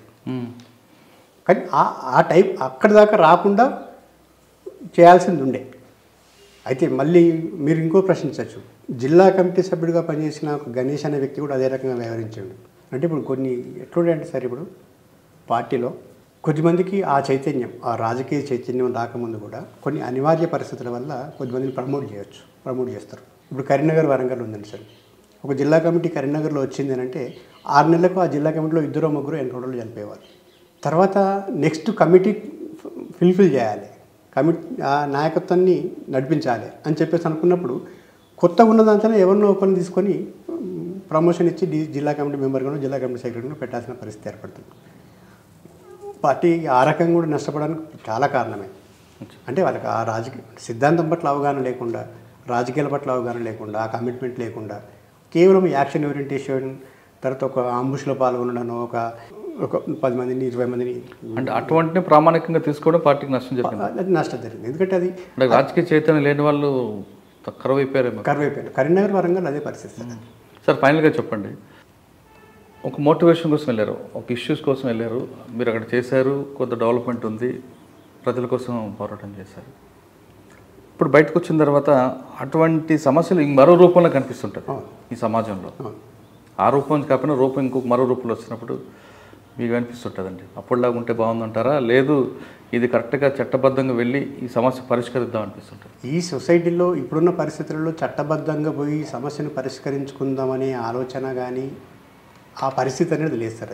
అది కల్లా చెప్పుకోవడానికి, మాట్లాడుకోవడానికి పనిచేసే తప్పిస్తే చట్టబద్ధంగా పోయి సమస్యను పరిష్కరించుకుందాము అని చెప్పేసి అనుకుంటే ఏ ఉద్యమాలు అవసరం లేదు సార్.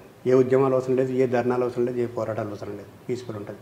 ఆ వ్యవస్థనే లేదు, ఆ ప్రజాస్వామిక వాతావరణమే ఏ రాష్ట్రంలో అయినా, ఈ దేశంలో అయినా కూడా ఎక్కడ కూడా లేదు.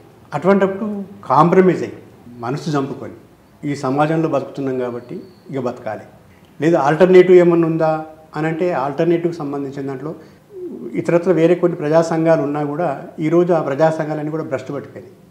ఇప్పుడు మీరు కేసీఆర్ గవర్నమెంట్ వచ్చిన తర్వాత చూస్తున్నారు సార్. ఇప్పుడు వాస్తవానికి అప్పుడు తెలుగుదేశం కాంగ్రెస్ హయాంలో ధర్నా చౌక్లో ధర్నా జరగని రోజు అంటూ ఉండకపోతుండే.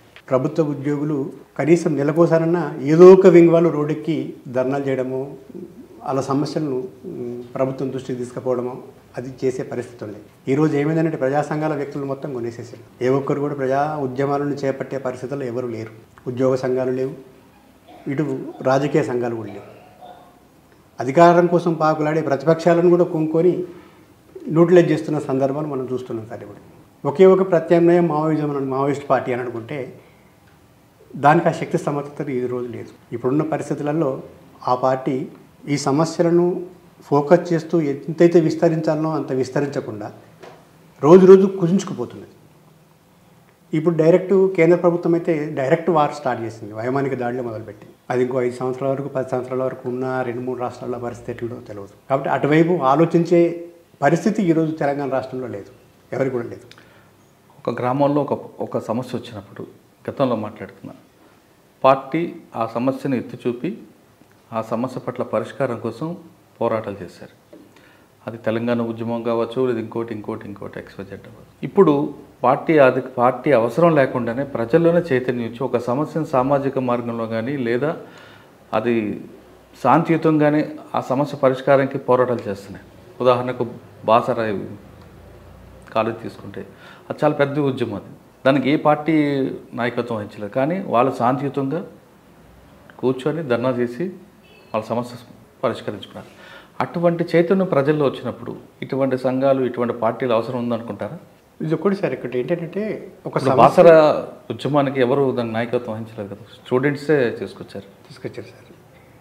ఇంటర్నల్గా ఏదో ఒక శక్తి. ఇప్పుడు దేశవ్యాప్తంగా జరిగిన మన పంజాబ్లో రైతాంగ ఉద్యమం చూసుకోండి సార్. ఆ రైతాంగ ఉద్యమం దానికి అది భ్రష్ట్ అయింది కాదు, దాని వెనుక ఏదో ఒక శక్తి ప్రేరేపించే దాన్ని ముందుకు దోసింది.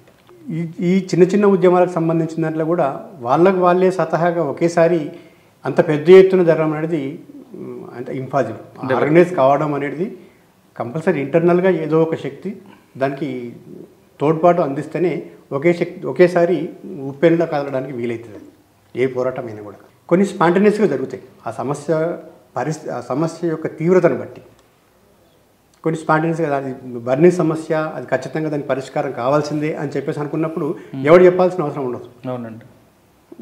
స్పాంటేనియస్గా అది ముందుకు వచ్చేస్తే దాన్ని పరిష్కరించుకోవడానికి ఉద్యమాలు. ఇప్పుడు కామారెడ్డిలో చూసుకోండి, నిర్మల్లో చూసుకోండి, తర్వాత మన జగిత్యాల చూసుకోండి, ఏది ఈ మాస్టర్ ప్లాన్లకు వ్యతిరేకంగా ప్రజలే రాజకీయ పార్టీలకు సంబంధం లేకుండా ప్రజలే ఇలా ఉద్యమాలు చేపట్టేసి అవి వెనక్కి తీసుకుపోయేటట్లు లేదా వాయిదా చేసుకునేటట్లు ఇది చేస్తున్నారు. అది కానీ ఇవి ఏదైనా కూడా ఒక చిన్న చిన్న ఆర్థిక సమస్యలను చిన్న సమస్యలను పరిష్కరించడానికి దోహదం చేస్తాయి. కానీ ప్రధాన సమస్య ఏదైతుందో సమాజం మారడానికి జనరల్గా సమాజం మారడం అనేది సమాజ పరిణామ క్రమంలో మారడం అనేది సహజం, అది కంపల్సరీ మారుతుంది. దానికి ఊతం ఇవ్వడం అనేది ఆ రాజకీయ పార్టీల పని. ఆ ఊతం ఇవ్వచ్చే రాజకీయ పార్టీలు ఇవాళ రాష్ట్రంలో లేవు, దేశంలో లేవు. సరే, ఫైనల్గా చెప్పండి. బుల్లెట్ ద్వారా సామ్రాజ్యం, బ్యాలెట్ ద్వారా సామ్రాజ్యం. బుల్లెట్ ద్వారా సామ్రాజ్యం సాధించడం అనేది దీర్ఘకాల యుద్ధం అవుతుంది. అసలు దాని ద్వారా సాధించే అవకాశం ఉందంటారా? ఇప్పుడున్న పరిస్థితుల్లో బుల్లెట్ ద్వారానే రాజ్యాధికారం అనేది ఇంపాసిబుల్ సార్, సాధ్యం కాదు. ఎందుకంటే CCC కమాండ్ కంట్రోల్ కమ్యూనికేషన్ వ్యవస్థ ఎక్కడిదక్కడ పెరిగిపోయింది. ఈ పెరిగిపోతున్న సందర్భంలో సెంట్రల్లో కూడా అంటే ఆయుధ పోటీలలో కొన్ని దేశాలైతే ఆయుధాలు అమ్ముకొని బతుకుతున్న పరిస్థితులు, పెద్ద సామ్రాజ్యవాద దేశాలే. ఈ పరిస్థితులలో ఒక ప్రాంతానికి పరిమితమై, ఒక అడవి ప్రాంతానికి పరిమితమై, ఒక ట్రైబల్ ప్రాంతానికి పరిమితమై సాయుధ పోరాటం చేసి దీర్ఘకాలిక ప్రజాయుద్ధ పంతాదారిని రాజ్యాధికారాన్ని సిద్ధించుకోవచ్చు అనే ఆలోచన ఏదైతున్నదో అది ఇప్పుడున్న పరిస్థితికి వర్తించడం సాధ్యం కాదని. క్రమేపీ అంటే భావజాలం, భూస్వామ్య భావజాలం అనేది కొనసాగుతున్నది.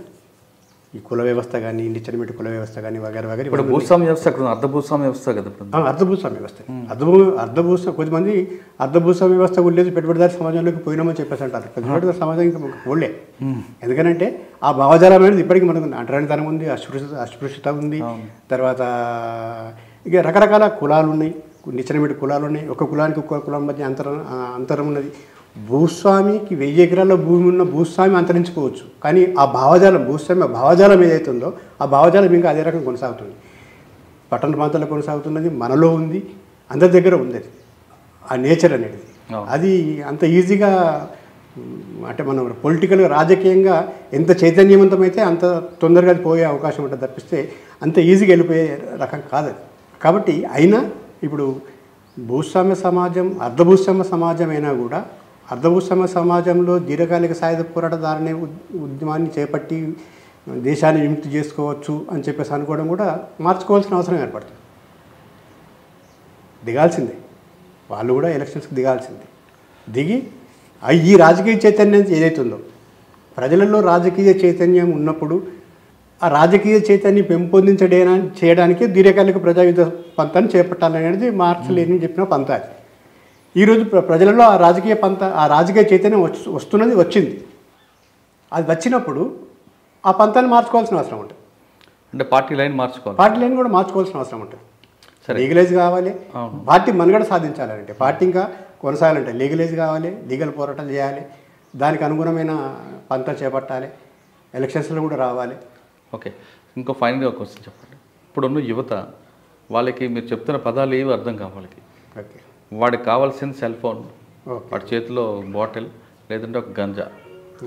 అంత చెడదోవ పడుతున్న యువతకి వాళ్ళకి సమాజం, భూస్వామ్య వ్యవస్థ, వీటి పదాలు అర్థం కాని వాళ్ళకి మీరు ఇచ్చే మెసేజ్ ఏంటి? ఇది పాలక వర్గాలకు సంబంధించిన గొప్ప విజయం సార్. ఇది సెల్ ఫోను, గాంజా, చెరస్ వగేరా వగేరాకు సంబంధించి కమ్యూనిస్టు పార్టీ లేదా మావోయిస్టు పార్టీ లేదా పీపుల్స్ వార్ ఉద్యమం బలంగా ఉన్న రోజులలో ఇదే పోలీస్ వ్యవస్థ మమ్మల్ని పోలీస్ స్టేషన్లలో పట్టుకపోయి, అరే తాగితే గాంజా తాగు, లేకపోతే ఒకదాన్ని గుంజు, నీ మీద ఏం కేసు పెట్టాం, ఆర్ఎస్యు అన్నాం అనుకో బిడ్డ బొక్కలు తెలియజేస్తాం, వీళ్ళు కొంత చేసి చంపేస్తాం అన్న పోలీస్ వ్యవస్థనే ఈరోజు రోడ్ల మీద యువత గాంజాయి మానుకో అని చెప్పేసి వాలంటీరింగ్ చేస్తున్నారు.